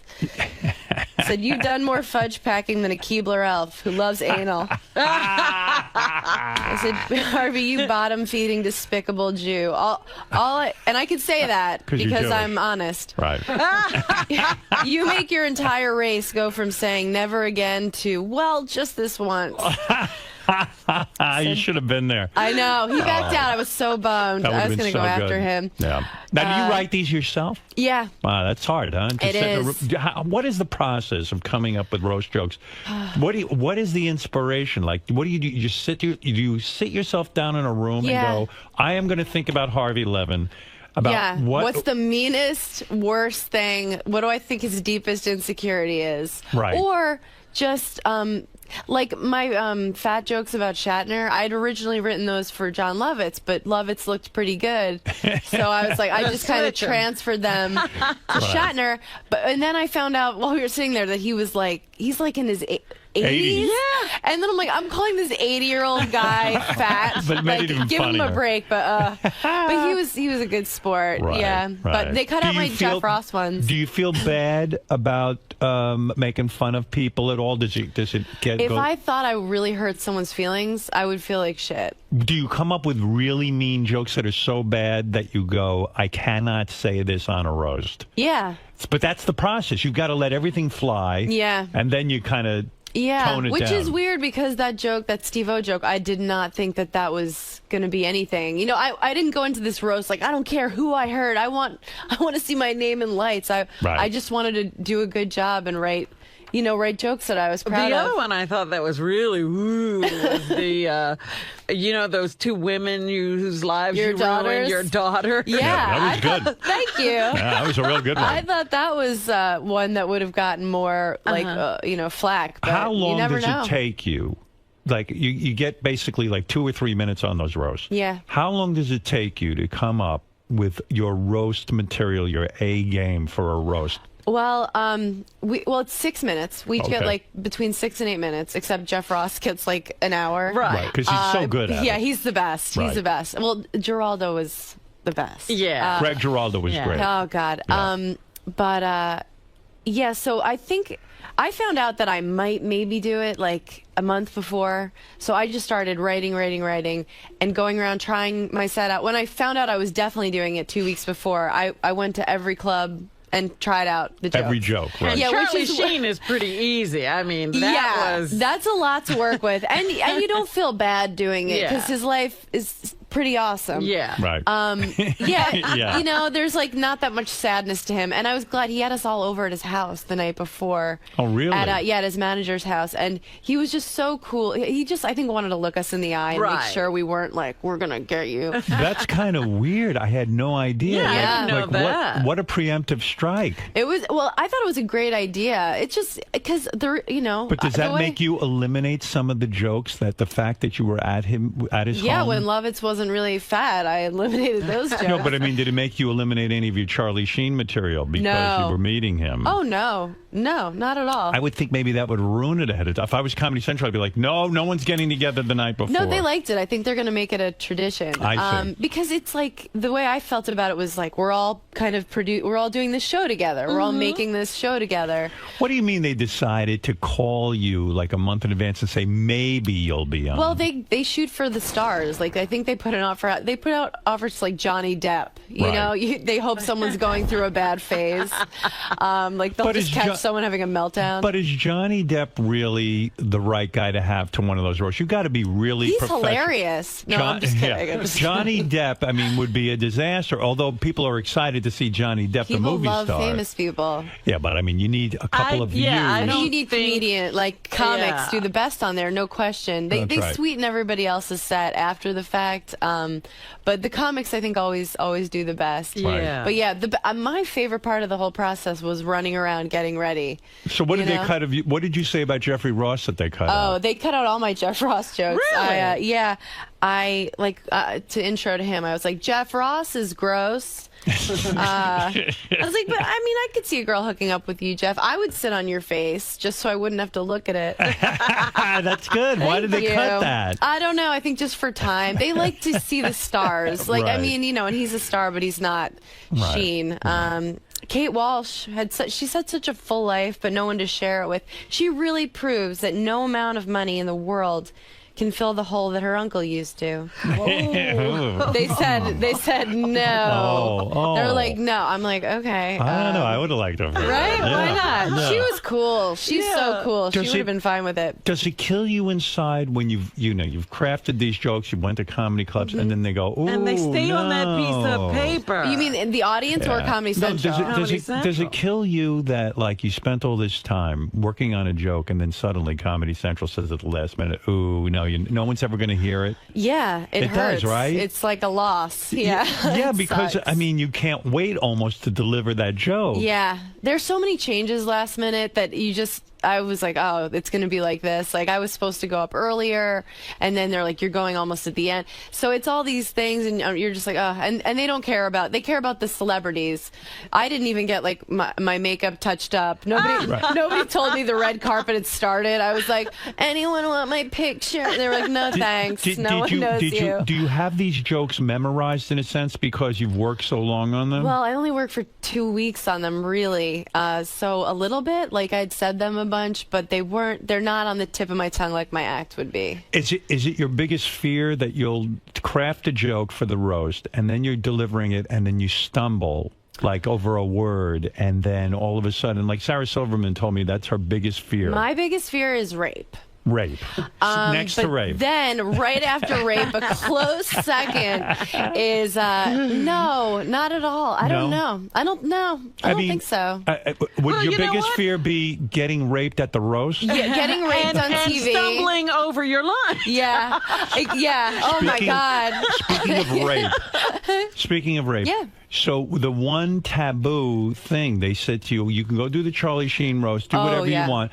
But Mike Tyson, you can't mention talk about the rapings. You can't talk about rapings. Yeah, but we like sort of skirted around that because once they realized, because it wasn't the network that said no rape, it was like I think Tyson's wife, or they were like, hey, can we just sweep that rape under the rug? Yeah. And we were all like, yeah, of course, we wouldn't bring that up. But one of my jokes, I just said, when you speak, you sound like a girl crying. Do you give yourself an erection? But he was like, he didn't even understand that. Yeah, it was that felt bad. That felt like like making fun of someone who was just like, what? Why didn't you say? The whole time he was saying, hey, are we going to take this? I was like, oh, that brings up the rape to me. I know.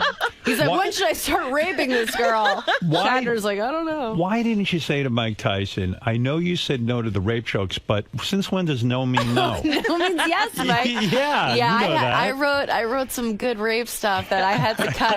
Losing the rape hurt. That really hurt. That was a good That minute. was a rape. Yeah, you got raped by the rape joke. Yeah.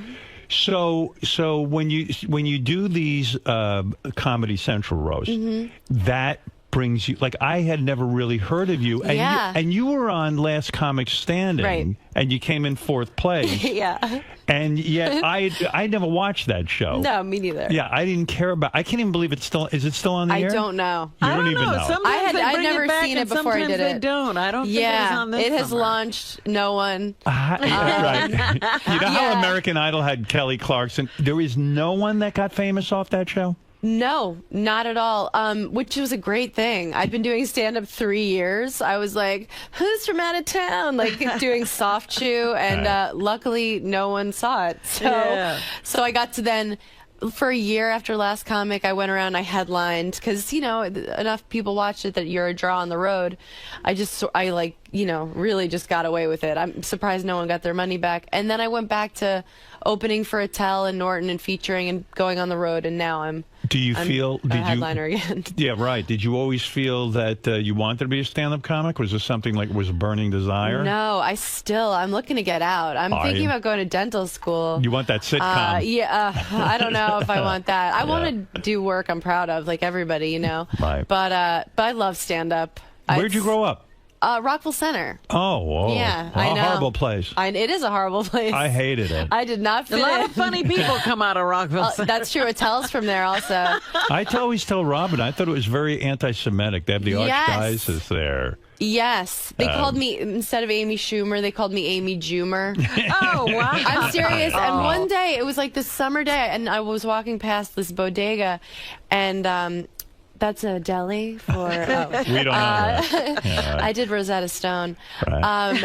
and these kids they're like start throwing pennies at me, and I didn't even know that was like I was confused because they looked really mad, but I was like, this is awesome, Hey, free money. Well seen in Goonies. money I was like, at me. Hey, they like me. They really like me. yeah, no, I dealt with total anti-Semitism in Rockville Center. They have that golf club and beach clubs where they're like, I'd have to change my last name, so they didn't know I was Jewish. It's like the real deal.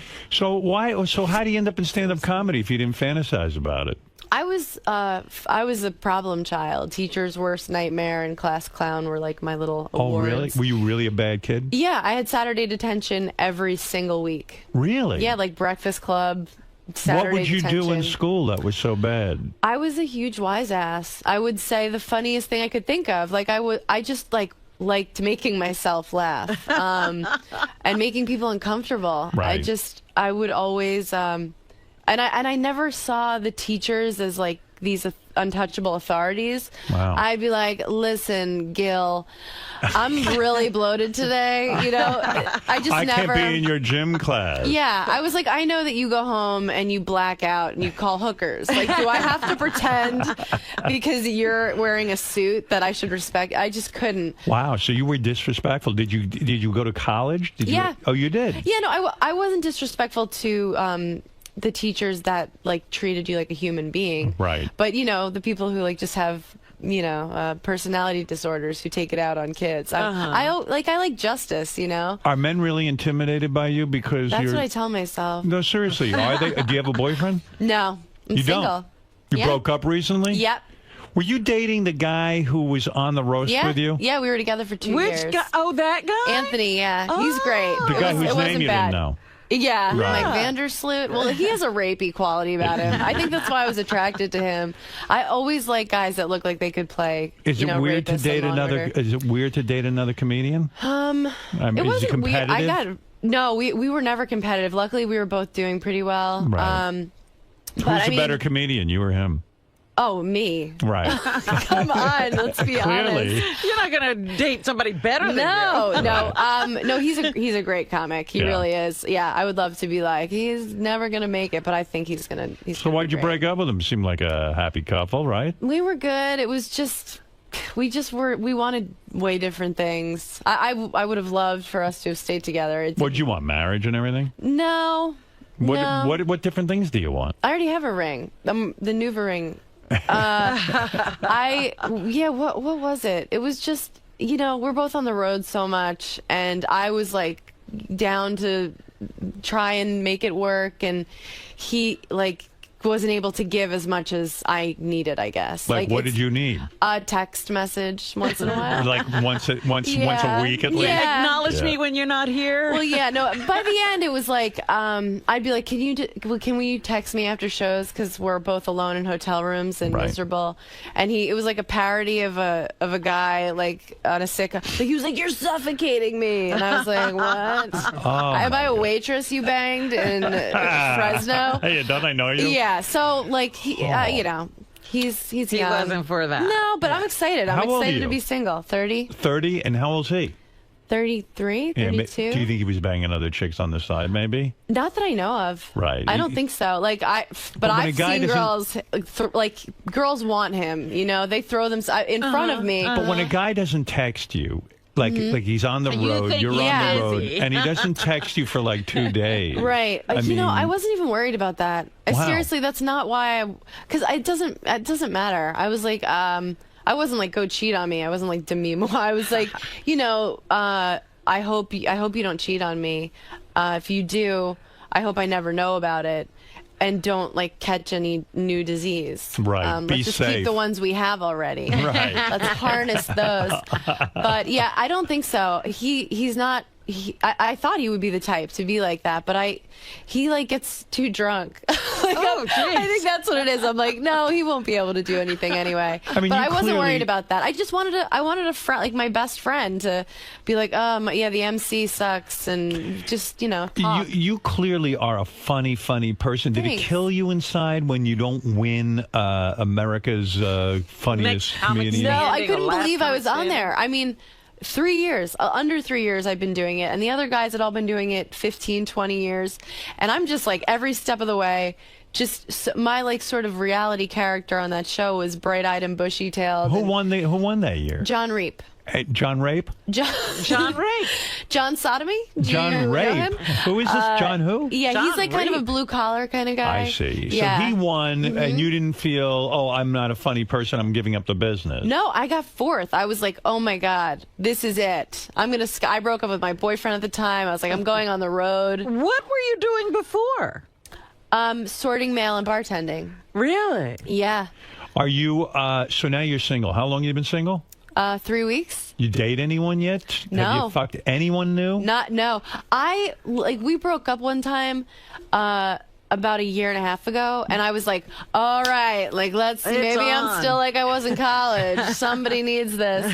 Right. And I went out, and I was like, and I met a guy. Where'd you meet him? At a bar? At a bar. Right. I met a guy, and I didn't like. I just thought he was really hot. I was wasted. That night, I was like, oh my God, he looks like the Twilight guy, like Robert Pattinson. Oh, you know? that's a handsome guy. In the morning, I'm like, you look like fucking Governor Patterson. Like, he's not cute in the morning. And I'd never dealt with an uncircumcised penis before. Oh, he which was is- uncircumcised. He was uncircumcised. And What was he, European? He was French. Ah, I didn't even French. know he was French. I thought we were both just like faking the accent, you know? But like, I really realized like that men don't warn you; they just like roll it out, you know. Yeah. And so I had to become an award-winning actress. I'm like, oh no, that's totally cool. I'm like, Mom, can you come pick me up? I got into something here. Because men don't ever like tell you what you're about to deal with. You know? never saw an uncircumcised penis in your... I don't No. think I've ever seen one, except for Sal, who whips I've it never out even every seen minute. them in porn. Like I was like, what is that? Are we having a pillow fight? Like, why is the gnome Something's from wrong with Travelocity you. in your underpants? Yeah. Like Was it I was gross? thrown. Did it smell or something? Oh, sorry. Yeah. It did. It was gross. So did you blow him? No. No. So what did you like start giving him a hand job kind of thing? I tried, but it was like an ice cream cone had melted in my hand. I felt like a magician with the scarves, just pulling. I was just like, get me out of here, you know? Right. But he was like, the French guys are different. Like he didn't expect anything. He like couldn't believe that this was happening, and he was really sensual, and he started to pick me up. You know, Right. like when we're kissing, and then I think he realized that he was in over his head. I kind of got planted back down. I'm like trying to feel sexy, and he's like winded from trying to hoist me. But we were like, he gave up like immediately because he's Right. French. Right. And we know how they are. you know how that goes. Right. But I left in the middle. I Oh, really did. really? Yeah, but it wasn't because of like I was like, all right, like it's your penis is making me ill, the thought of it. But like this little gnome, but it was. Was it we a big stopped. penis?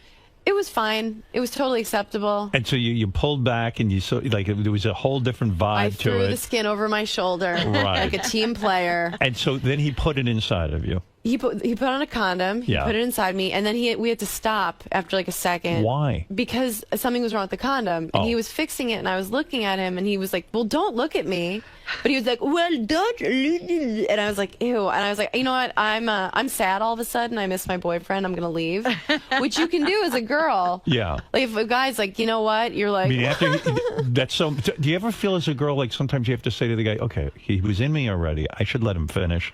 So let him fuck me a little bit longer. I mean, we went this far."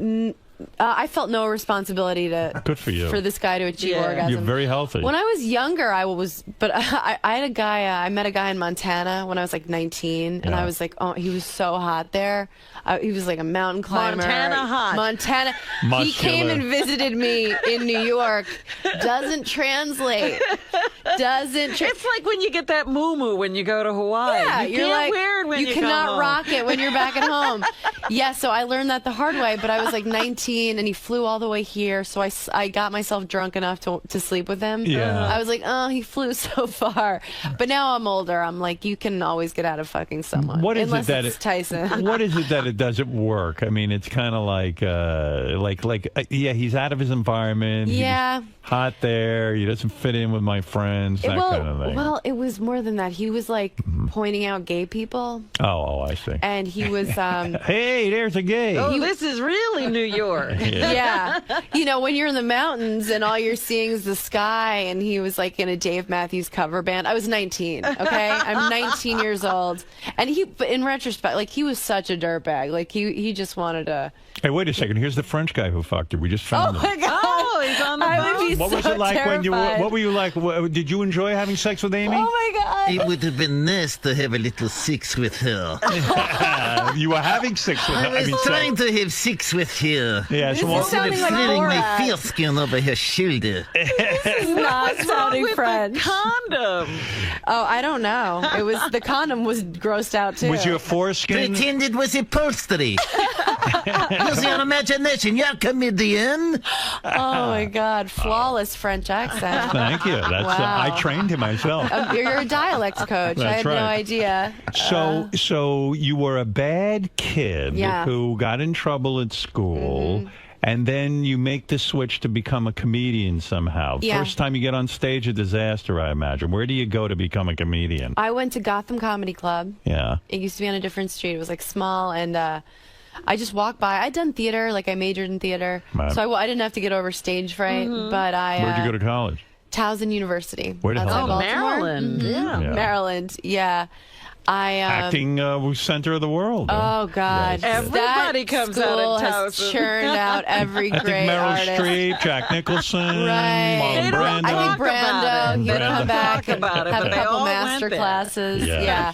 So you went there. Charles Dutton, guys. Anybody? Oh, boy. Rock. And then you got up on stage. Yeah, I tried it And you killed, I bet, the first time. the first time. Yeah. Did you have material when you got up on stage? I walked past Gotham and it said, if you bring 4 people, you can get on stage. So I called, I'm from not far away, so I called people. They came in, and I wrote horrible jokes and delivered them like I was Seinfeld. Yeah. What was the first joke that you ever told? Do you know? Yes. What is it? Oh God, it was about when you're on the bus in the city. They have these things that go across town, you guys, that carry people, buses. You'll never have to worry about it. But yeah, I heard. when you're on the bus, if you feel it like deflate, the tire deflate, it means like a person's getting on that's all jacked up, and it's like some woman like who comes on and her like there's like things living in her legs. I talked about that, and I talked about skywriting and how skywriting annoyed me because it always faded. And I had like a little arc to the set because I was like, so this summer if you're gonna propose to somebody, guys, it was like it was horrible. Was your delivery all wrong? Was it just like... I had like some sense of timing, but Right. I have a tape of it, and it's the most. I would rather watch my parents have sex than watch myself do that again. Did your family say to you, listen, you're destroying your life. This is ridiculous. No. You don't know what you're doing. My mom was like, when are you headlining the Apollo? You Wow. are. She inflated my sense of self my whole life. Like I thought I was a model. Like I walked, Right. then you get old enough, the kids start getting mean. But I walked in the first day of middle school, and I was like, "Who wants it?" Because she convinced you were the best looking girl ever. She convinced me. She was like, "You're an angel. You sparkle." And I was like, "Look what you made, Mom." Oh, So I is thought that it was bad amazing. parenting? Can some parents go overboard in inflating their kids so that they're not prepared for the world? Well, I feel like I'm glad she did that. Yeah. There's nothing that can prepare you for I mean, kids are so mean. Like, they were so mean. So you're going to, find reality sooner Right, or it's later. there. But, Was your mom in shock whenever you did something bad because she was so convinced you were an angel? Yeah. She would be like, when I was in 6th grade, I bit a girl. She cut me in line, and it was like, the day they had steakums at the cafeteria, which I found out later is just like not at all meat. Yeah. But this girl cut me, and I didn't really bite her. I just like scared her. Right. So they call my mom and they're like, Amy bit someone. She's like, you have the wrong number. And I'm like, Mom, I was just trying to scare her. But your mother was a pushover. Hey, you have a funny story. You went to Great Adventure one time, or one of those places, and you were waiting in line for a very long time. I went to Great Adventure. Right. And I don't like amusement parks. I think they're horrifying.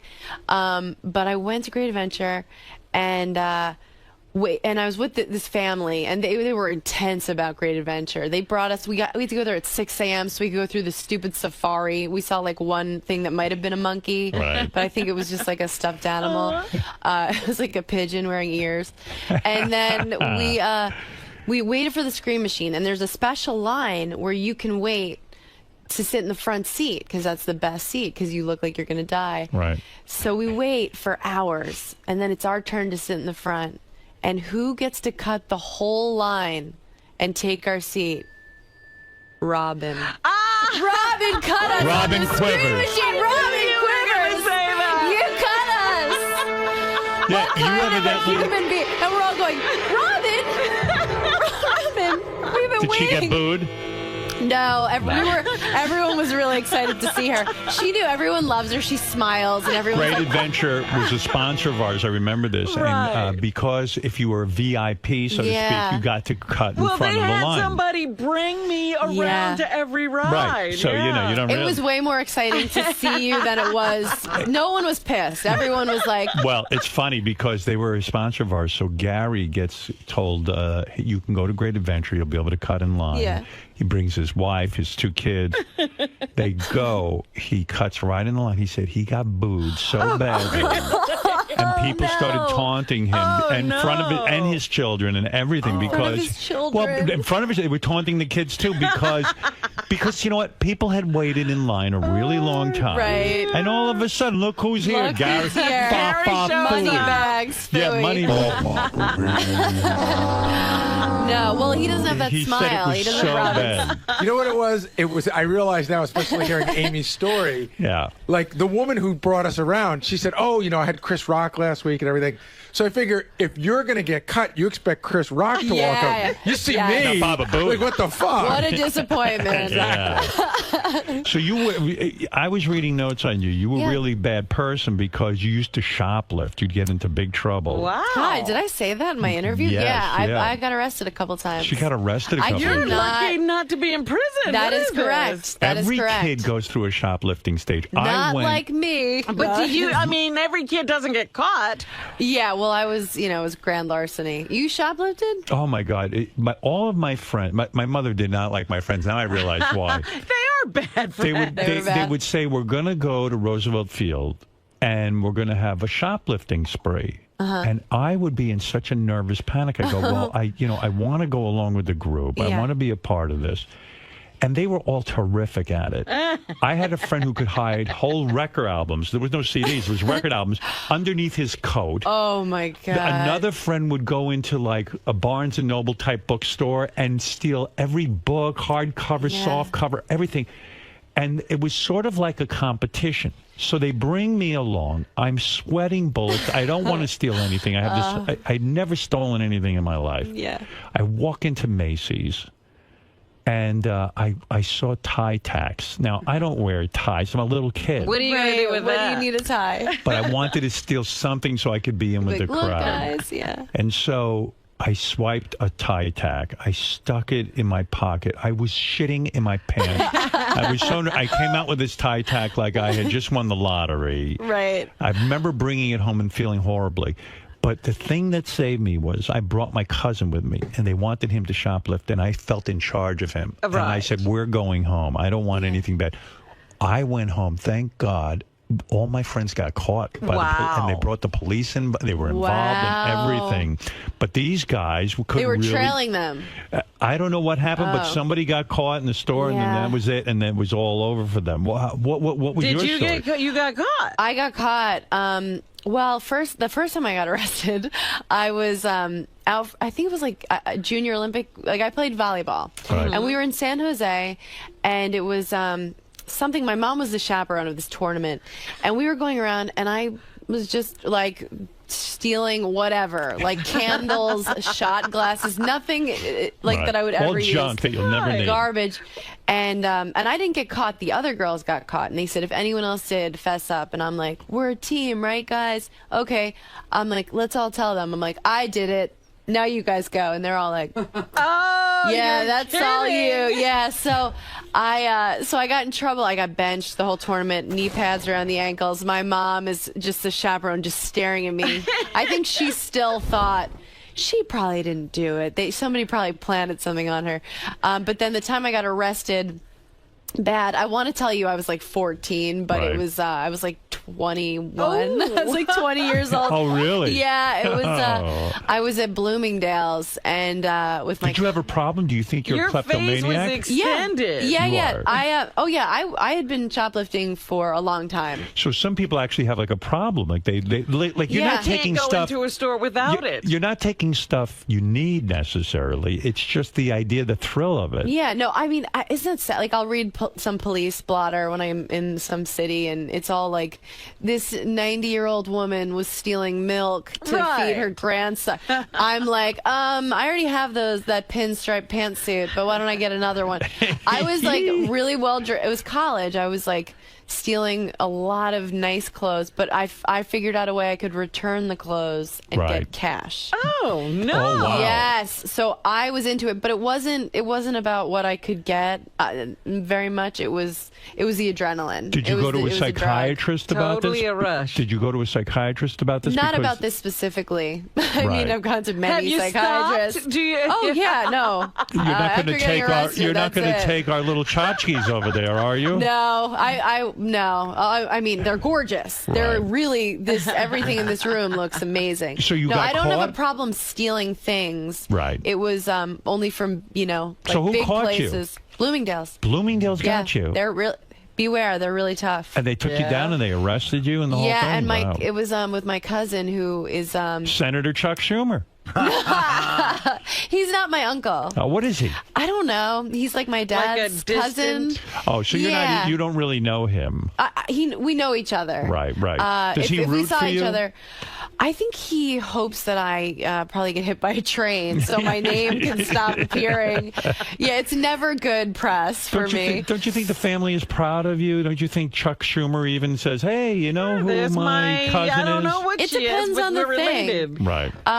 Like I think they thought Last Comic Standing was exciting, and being here, they'll be super excited about. But other things, like they don't really. Like I was trying to explain to my dad what a roast was, and he was like, "Well, maybe you shouldn't do that." I was like, "Maybe not." What does your dad do for a living?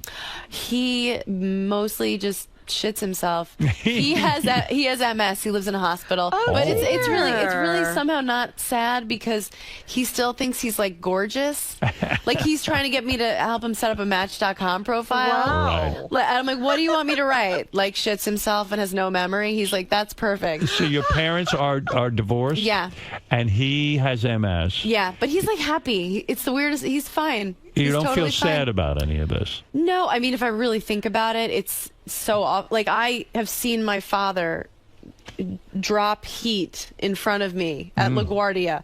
It was the worst. I was going to spend the summer in Montana with my brother, and he was like, it was when you could still walk people to the gate of their Right. plane. And my dad was like, I'm going to walk you to the gate. Like, there were a lot of, we knew it was getting worse. So we like went surfing for the last time together. Like Right. we, all these last things. And That's that sad. was I'm really gonna cry. sad. Do it, please. I Here, want you cry to now. Let's see it. No, She's a but- bullshit artist. She's not crying. Right. Yeah, she's like, I'm going to cry. Can I have another latte? Yeah.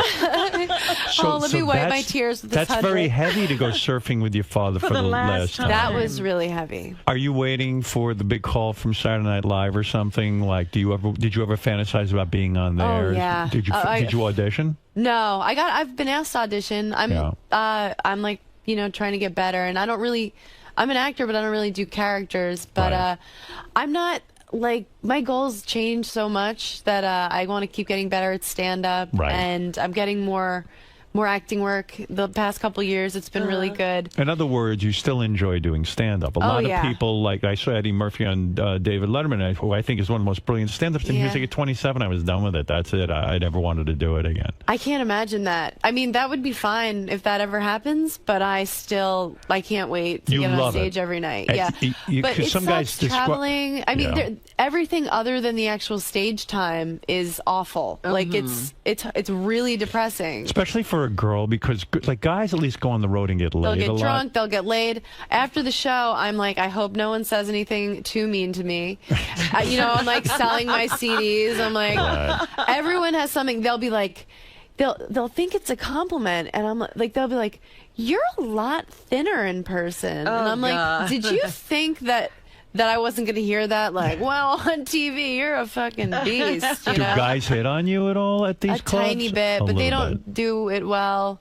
You know, they'll like come up and try and like make a joke. I would love to like meet a guy and be like, let's check out the Best Western. You're a successful stand-up comedian. Can you make a good living doing it nowadays, or is like income gone down because everyone's sort of hurting? The economy. No, I'm in a good position. I'm not rich. I live in a studio and ride my bike everywhere. What kind of living can a stand-up comic who's really headlining now and doing a good like headlining now on TV a little bit? Yeah.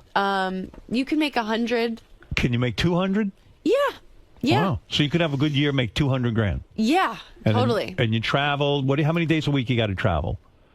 I'm usually on the road 4 days a week. Okay. I'm trying to do it less. I'm trying to only go out maybe 1 or 2 weeks a month. Right. But the bigger you get, if Yeah. you do a couple more of these Comedy Central and things, you get to do a theater.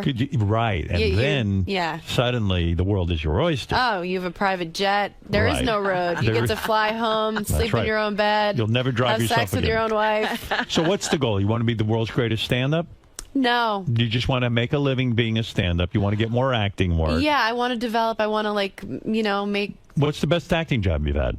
I just did a movie with Steve Carell. Oh, no kidding. Yeah, it's called Seeking a Friend for the End of the World. That's a big deal. Yeah, and I'm developing a show with Comedy Central, and CBS just bought a pilot. Oh, very nice. I'm making moves, and I'm going to be on this show that's on Adult Swim called Delocated, and it's the funniest show I've ever seen. So this is it for you. You're on your way. I'm trying. I want to just what do you think? Don't you just have to keep making it interesting and fun for yourself? Yes, you do. You Right? do. Yeah, That's otherwise you go insane. Let's go to Rick. We're on with Amy Schumer. Her album Cutting is available now on iTunes. Are you referring to the fact that you cut yourself or something? That my cousin did. Yeah, my sister did. Your sister was a cutter? Well, that's what the joke is on the album. Oh, that's funny.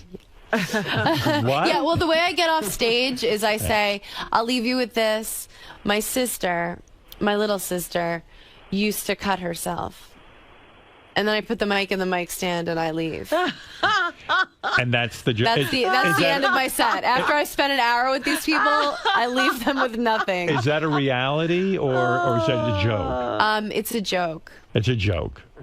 I'm not clear, but I won't press you. No, on that. my sister's a school psychologist doing really well. I see. Okay, very good. All right. Well, that's what happens. If you do cut yourself, you become a psychologist. psychologist. Rick, go ahead in Pittsburgh. Hey, thanks, King. Amy, were you spanked growing up, and do you think you still deserve a spanking for all that shoplifting you did? Well, thank you for asking that. All right, that's Richard. but it is an interesting question. You know I what? was spanked growing up. And fully nude? Yeah, and once in a while a finger would slip in, and I'd be like, "Wait, is this punishment or not?" Who was spanking you? Your Mom dad? spanked me. Your Dad mom. spanked me once because Mom made him, and he cried the whole time. But they didn't which make was you- really awkward. Did they make you pull down your pants and get spanked? I don't remember being ass out. Luckily, I was at an age where but I like totally had it coming. If they hadn't spanked me, She remembers. I what about loved every that sexual? second of it. Because I find you a very intelligent woman, Thank you. a very bright, sexy woman. But I could see where a guy gets intimidated because let's say we get in bed Mhm. and then I want to spank you or Yeah. something like that. I would think, oh, she's going to think this is funny. She's going to make jokes about it. I mean, I do am guys, no jokes in the bedroom. you are able to I am turn it off. dirty, and I am no jokes in the bedroom. What does it mean you're dirty? I like having fun in Not bed. anal. I've never had You anal. talk dirty? Yeah. Oh. Oh, you I, do? I like being talked to. I like talking. But I dated a guy. Yeah. The last guy I dated, he needed like the sex got really weird really fast, which I guess it has to, because if you don't enter that stuff in early, like after 5 years, and you're like, it's hard to put will it you in, wear this yeah. rice patty hat? You'll be like, where is this coming from? But so it got to a place where he wanted to watch me watch porn every time, and he needed me to talk constantly about things I'd done. Oh. So at a certain point, like I ran out of shit. Like I started lying, and then he Because started. you're not that sexually experienced. I mean, there's only so many experiences. There's you only can so much I've done. Yeah. And then, so I'm like making up stories. And then he started like fact checking. He'd be like, wait, you said, I'm like, fuck you. I haven't had a new story for like a year. Right. It was exhausting. Tell me the time that girl came on to you. Yeah. And I'm like, right. do you really think any of this happened? At It's like some whenever I point- start dating a guy, I always pretend like maybe I'm like, I don't know, I've thought about a threesome, but. And then 6 months in, I'm like, I'm not doing that. At That's some weird. point, I mean, at some point, it You just gotta like having sex, it can right? get it can get exactly. Yeah, it can get like, what about weird. just fucking each other? Yeah, doesn't it feel good enough being What inside of happened me? to penetration? Yeah. Come Do you need on. a lot of foreplay? Not a lot. Right. I like If a guy spanks you, you don't think that's weird, though, right? You're No. okay, but you're down with it. I'm more than down with it. Right. Oral Yeah. sex okay with you both ways? Totally. You're all right with it. Huge fan. Unless you're not circumcised. Yeah, in which case, get out of here. Gunplay. Gunplay, Choke only on you. the high holy days. Shoot you in the foot, maybe, with my gun? All right. Let's go to Bill. Bill says he wants to say hi to Amy Schumer, the new album Cutting, available on iTunes. Go ahead, Bill. Hey, Howard. Hey, now. Hey, now. Hey, Amy. How you doing? Hi, Bill. I really love you. Thank you. All right, I don't think we're going anywhere with this. Nick, let's go to Nick in Charleston, West Virginia. Go ahead. Hey, Howard, I just wanted to get your opinion. Don't you think she's 10 times hotter and funnier than Whitney Cummings? Well, what about that? Are you, because you...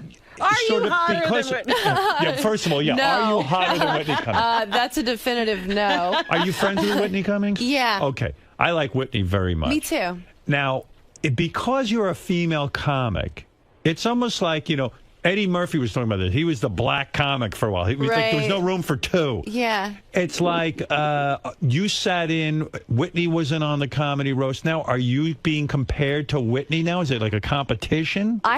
No one has said that to me. But I think there's room for all of us, for real. I would think so. And I don't know how other people feel, but when I see a funny woman, I'm like, yes, like, trust me, I don't want to be the one. I think women are hilarious. So at Whitney, there's no sense of competition.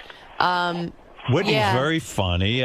She's motivated. Like, Are you a she's Sarah great. Silverman fan? Yeah, totally. Are you a Sandra Bernhard fan? Yes. You like you root for other comics. Hell yeah. Rosie Absolutely. O'Donnell, you enjoy I her? do. Yeah. I do. No, Ellen you're DeGeneres, you like her? Yeah. You do. So you like, she had me on her show. I was the first female comic. She had me on her show. do you know her personally? Just from her, her getting me on the show. Yeah. All right. Let's go to Howard, can I throw in one more thing? Yes. Whitney, I'm sorry, Whitney. Amy. You can call me whatever you want, Bill. Oh, Bill's gone. Nick, This is West Virginia. Nick, go ahead. I have masturbated to those pictures of you online many times. What pictures? Thank you. What pictures? I posed naked in Cosmo. Did you? Mm-hmm. What am I going to... Sexiest thing I've ever seen. Is that Thank true? you. Yeah. You were nude? Yeah, No hang-ups, I shot huh? at the Comedy Cellar. You have big breasts now. Thanks. Look at, what are you, like a C? Yeah. I'm going to say you're a C cup. No inhibition about that. No, I'm like, I better do it now while everything is still kind of where it's supposed to be. Did anybody say to you, like an agent or anything, like, listen, Amy, don't do this? Yeah, and I was like, bye. And I'm doing this. And what'd your mom say about this? She was at the shoot. She was there. She was watching the door. We did it at the Comedy Cellar, and she was making sure no beer deliveries came in while I was... You showed the vagina? No. Just the titties? Yeah. What'd you do with the I vagina? was just in underwear. I mean, Panties. they were like, "Will you take off your panties?" And I was like, "Okay." And my mom was like, "No, no." No, you I was paid like, for that. Oh, yeah. I was like, "Okay." No kidding. No, yeah. I have to see this. Check it out. Oh, you are free. Hey, thanks, Why did you bring your mom to a nude shoot? I don't know. I think. Well, I wouldn't feel sexy in front of my mom. I didn't mind it. I guess that is pretty boundaryless and disgusting, but I felt fine. Because it wasn't about it's Cosmo. So I mean, I wanted to feel sexy, but Was it was your mom more, naked too, just to support Everyone you? was naked. Beautiful, her yeah. boobs were on the floor, running around. Wow. No, it was. Oh, there it is. There's one of them. Look at you, naked. Oh. Oh. Smug over the shoulder shot. Yeah, it was like about the article I wrote to go along with it. They gave me like 6 pages. Like they've been very cool to me. Kate White, the editor in chief, there is the coolest woman ever. You look so cute there. Thank you. Yeah, they chose like a little cute one. I was like, can we use the ones where I look dirty? And they were like, no. But no nips. You don't see any nipple. No. Well, I have some. I don't know if there are any online where you see nipple, but there were some where you saw more. Yeah, and you have a good body image. In other words, you don't sit there all day like these women and obsess. Oh, I've got to lose 5 pounds. I got to gain 10 pounds. No. You're not freaked out. I by mean, that. I'll have days where I'm like, oh my God, what happened? But I feel like sexy. I feel like good. I work out. I take care of myself. When you date a guy, do you walk around the house nude? Not over like not annoying. I'm not You're like not the a sign nudist? like opening Okay. pickles. But I'm naked a lot. I'm not hurrying to the bathroom, covering myself up. All right, Abe, go ahead. You're on the air. You're on with Amy Schumer, and then I'll let you out of here. We've kept you locked up for an hour. Go ahead. Thank you. Hey, Howard. Hey, now. Hey, Abe. Amy, just a question and a comment. Okay. Number one, what is it you do for a living? And number two, I'm looking forward to seeing you appear on a carton of milk. Okay. What does that mean? That's an insult. He's He wants insulting me her. to be. yeah. He wants me to be. I saw you on the Charlie Sheen roast. I didn't think you were funny at all. Okay. Oh, come on. You're- She was so funny. Oh, yeah. Her joke about... What about her talking about her dad? How much darker does this get? Oh, yeah, the joke that she made about Steve-O's buddy... That was not a you're bad joke. upset about that. Well, let's talk about it. I Go mean, ahead. let's talk about it. What made you upset about me saying that joke? Let's talk about I thought it. it was tasteless. It hurt your feelings. You thought it was too No, it soon. didn't hurt my feelings. I just really thought it was tasteless. Okay, you're completely entitled to feel that way. I didn't say it with any malintent. I didn't think that it was going to hurt anyone's feelings, but I understand you feeling that way. That's okay. Okay. I mean, I'll tell you this. You're cute as hell. I'd love to bang you. Thank you. Well, that hey, means the that's world. nice. That's something. That means the world. By the way, I Thank should you. tell you, this guy is Anthony Jeselnik, the guy you date. Yeah, so go ahead, Pat. Pat, you're on. Hey, how you doing, Howard? Hey, now. Amy, you were on a roast a while ago, and you did a joke about leg braces. It was the funniest thing. And Thanks. What one I was think that? you're Well, the I just greatest said- comedian, and I'm glad you're getting, the recognition you deserve. And Howard, I love you, 20-year listener plus. Thanks, Pat. And thanks for getting me through every day. All right, Pat. Thank you. you. What was the joke I just that Pat's said talking I about? wasn't a good-looking kid, but then the old story, I finally got the braces off of my legs, and that's it. That's it. But that's really nice. Well, Amy, I wish you the best. Thank you so much. much. It was great having you Thank here. you for having me here. This the is a album dream. is called Cutting. I enjoyed your performance on Charlie Charlie Sheen roast, Thank and you. I wanted to meet you, and I'm glad you came in. I think you're great. Thank you. Amy Schumer's album Cutting is available now on iTunes. Don't miss Amy November 5th at the Varsity Theater in Minneapolis. It's going to be a big show. Well, there's a theater. All right. You sell your own merchandise after the show?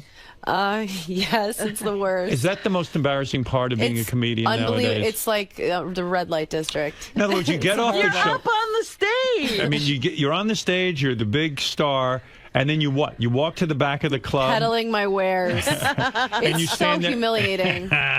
Can you get someone to maybe do that for you, or Yeah, but then, you know. then what it's- items do you have that you Oh, sell? I just sell a CD. Just a CD, no T-shirts? CD, my hypercolor T-shirts, my Your clothing boxers. line? Yeah, no, I've got so nothing else. do you have a booth? You set up a little They'll booth, have like some table, and they'll just have my CDs there waiting for me. and you'll sit there. And I sign it. Yeah. And do you bring change and things with you so you can? I'm the worst. Yeah. Like when I did the Last Comic Standing tour, I sold a CD that I would just burn on my computer, and I would sell it for $5. And sometimes I wouldn't have any more CDs, so I would sell like the cookies that they left in the green room. But That's no, funny. I'm not good at marketing myself. Is it worth how much extra money can you make a night? Is it worth the humiliation of sitting there and having to sell your own CD? I can make an extra $700 a weekend, Oh, wow. and that's a lot. That's a lot of money for me. That's big money. But it really doesn't feel worth it. It Yeah. is a horrifying, embarrassing thing. Do you bring your own credit card machine? I mean, how does it work financially? Like, how do you No. like? Let's say someone I'm buys. standing there. If someone buys, I don't know how much a CD is. How much is $20? Yeah. And they say, "Look, I have 100. Can you break it?" I'll say no. Can you go to the bar? Sometimes see. people be like, I have to go to an ATM, and then they leave their date there with me, and they're like, "So, where do you go next?" And I'm like, "I want to kill myself." Now you've got to I wanna- entertain this person. It's because you've just expended so much energy. You know, Yeah. you put so much of yourself into it. The last thing you want to do when you leave is that, so right after the show, I have to be Also, like tap dancing. I would think, to build up your star quality, to see after you've killed on stage and you've done your thing, to be sitting there Yeah. hawking your wares, so to speak. It's not good. Wouldn't it be good if the club could just provide someone for all the comics that would sell? Yeah. I guess you can. But then, people feel like it's mean and they want a picture and they want to meet you. So it's like, Right. okay, All right. let me do that. These people came out, they spent their weekend night with me. But I don't know. Sometimes it wouldn't be as hard if people didn't have Believe all me. the backhanded compliments. After my show, I stand in the Sirius lobby. I'm selling CDs too. Amy Schumer's album Cutting is available now on iTunes. And by the way, for all things Amy, go to amyschumer.com. Thanks for coming in. Thank you Amy. so much. That was fun. Thank you so much. I had a good time. I Oh hope you man, did. so did I. Thank you Great so meeting much. you. Amazing meeting you. Yeah, Thank a lot of fun. you. Thanks a lot. You're so funny. Ooh, thank you. Yeah. I get the I used to get the hey man, your teeth aren't that big, and I'd be like, thanks. Yeah, you're like, oh wow, that's so nice. Yeah, Thank you so much. Amy, I knew the whole time you were You doing knew I was that gonna great say that. adventure story. I was only there twice. I was like, this is gonna be it. But we were so excited. But I was just like, we were like, hey, what?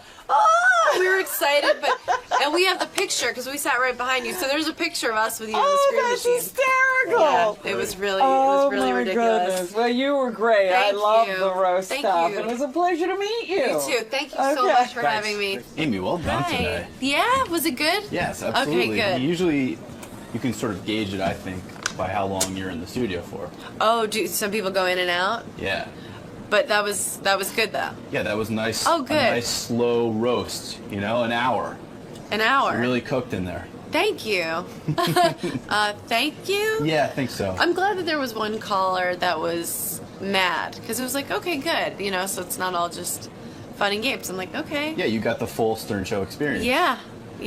Now, why is coming here like the mecca for comedians? Because Howard's not a stand-up that? guy. I think just because he's so honest, he doesn't blow any smoke. So, if he likes you, he really likes you. He doesn't need to pretend. Right, so he's not shticky like some terrible comedian. Yeah, he doesn't need anything from anybody. So it really comes just from a place of him enjoying what you do. So it's like the biggest compliment. Cool. And I look forward to your next appearance, and hopefully we can talk more about Uncircumcised Frenchmen. Yeah, let's get back to that. Yeah, I wanted to know more. Let's get back to the rape.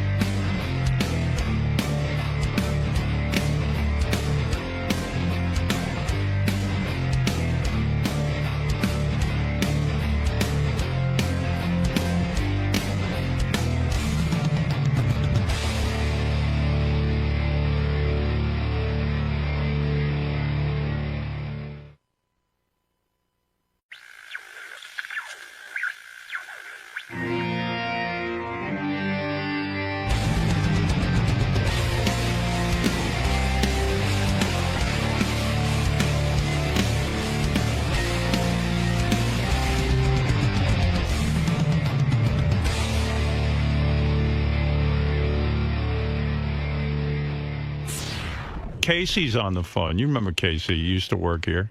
Oh, Casey Armstrong? Yeah, Casey Armstrong. He's doing very well. Always love to hear from Casey. Yes, Casey. Howard. Hey, man. Hey, brother. How you doing, man? What's happening? Hey, listen to me.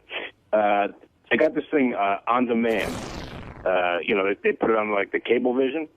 Yeah. And, you guys had an episode where all you guys took your shirts off, and I've made critiques on each one. Did we do that? When did we do that? When was that? It must have been older. No, it wasn't. It was after I left. It was. It must have been like a year ago or something like that. I don't know. I don't remember that. Didn't you leave Robin, like how are 10 you? years You're ago? very sexy. After he left. Yeah, okay, go ahead real quick because I got to get the news. Okay, ready? All right, here you go. I'm doing it quick. Howard, first of all, I'll start with positive, all right? You have a good back. Right. Your back is nice. Thank you. But you got cow nipples. You have huge nipples. Me? Yeah. No, I don't. I have a nice chest. Yeah, no, but your nipples are huge. They're like cow udders. No, you got the wrong guy, man. Well, dude, your nipples are big, and Sal has big nipples, too. Really? Gee, I never thought of myself as big. I always see myself as a small nipple. Are you sure you were looking at me? I'm positive. Brother. Maybe my nipples don't photograph well. They photograph big. Yeah, because I kind of have small ones.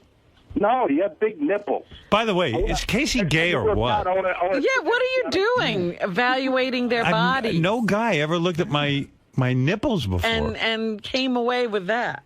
I might be a gay. I don't know. But, but I can tell you something. Fred is looking amazing. Right. No, he's jacked up. He's got he's got a great chest. He's got good arms. Right. Right. I mean, have you? Wow. He's like intimidating this guy. This is so weird, this call, isn't it? This is a weird call, Casey, but go ahead. No, it's a good call. He complimented me. Well, yeah, okay, but still, it's weird. But all right, I'm going through it. Richard, he actually has a good. He looks like a lumberjack. You know what I mean? But he has a huge gut. No, he's super ripped now. He got thin. He's thin and ripped. No, he doesn't look that bad. Well, I guess it might have been a while ago. Yeah, it was. Sal has a lot of fat deposits on the side of his chest. Right.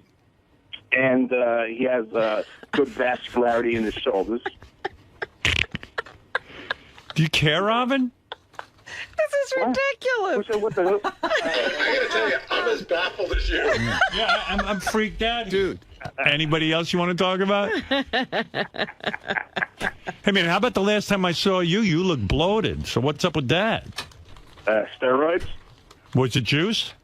Yeah, man. You still doing that? You still doing juice? I'm 185 right now. 185 means you're big or small? Dude, when you saw me, I was probably 230. Oh, wow. It's either that or AIDS. I'm not sure. Anybody else? Any other guys you want to talk about, like Benji or anything? Yeah, Who else took their shirt off? Strong. What? He looks cock strong. Benji? Yeah, What he does looks that cock mean? strong. But he's like Cabby. Remember Cabby was like he was big and he looked kind of intimidating, but it wasn't like he couldn't do nothing with it.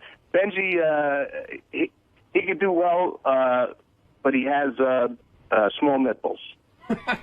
Wow. Yeah, I'm out of my mind, Howard. I think so. What happened to you? Case, would I be I don't better know, with bigger brother. nipples? I was talking about Jason. I like the guy. I'm a big fan of his. I think he's great, but I'm worried about the guy. Right. I mean, I'm really. I mean, How are his nipples? cholesterol. I got high cholesterol. Do you know that? I didn't know that. Are you okay? No. What's wrong? Just had a little panic attack. All good. You having a panic attack? Yes. What just happened? I don't know. Hey, do you like Lamb of God? What? What? Nice. What? I don't know. Hey. What's going on, man? Yikes. You all right, man? No. What's going on? What can we do? Talk to me.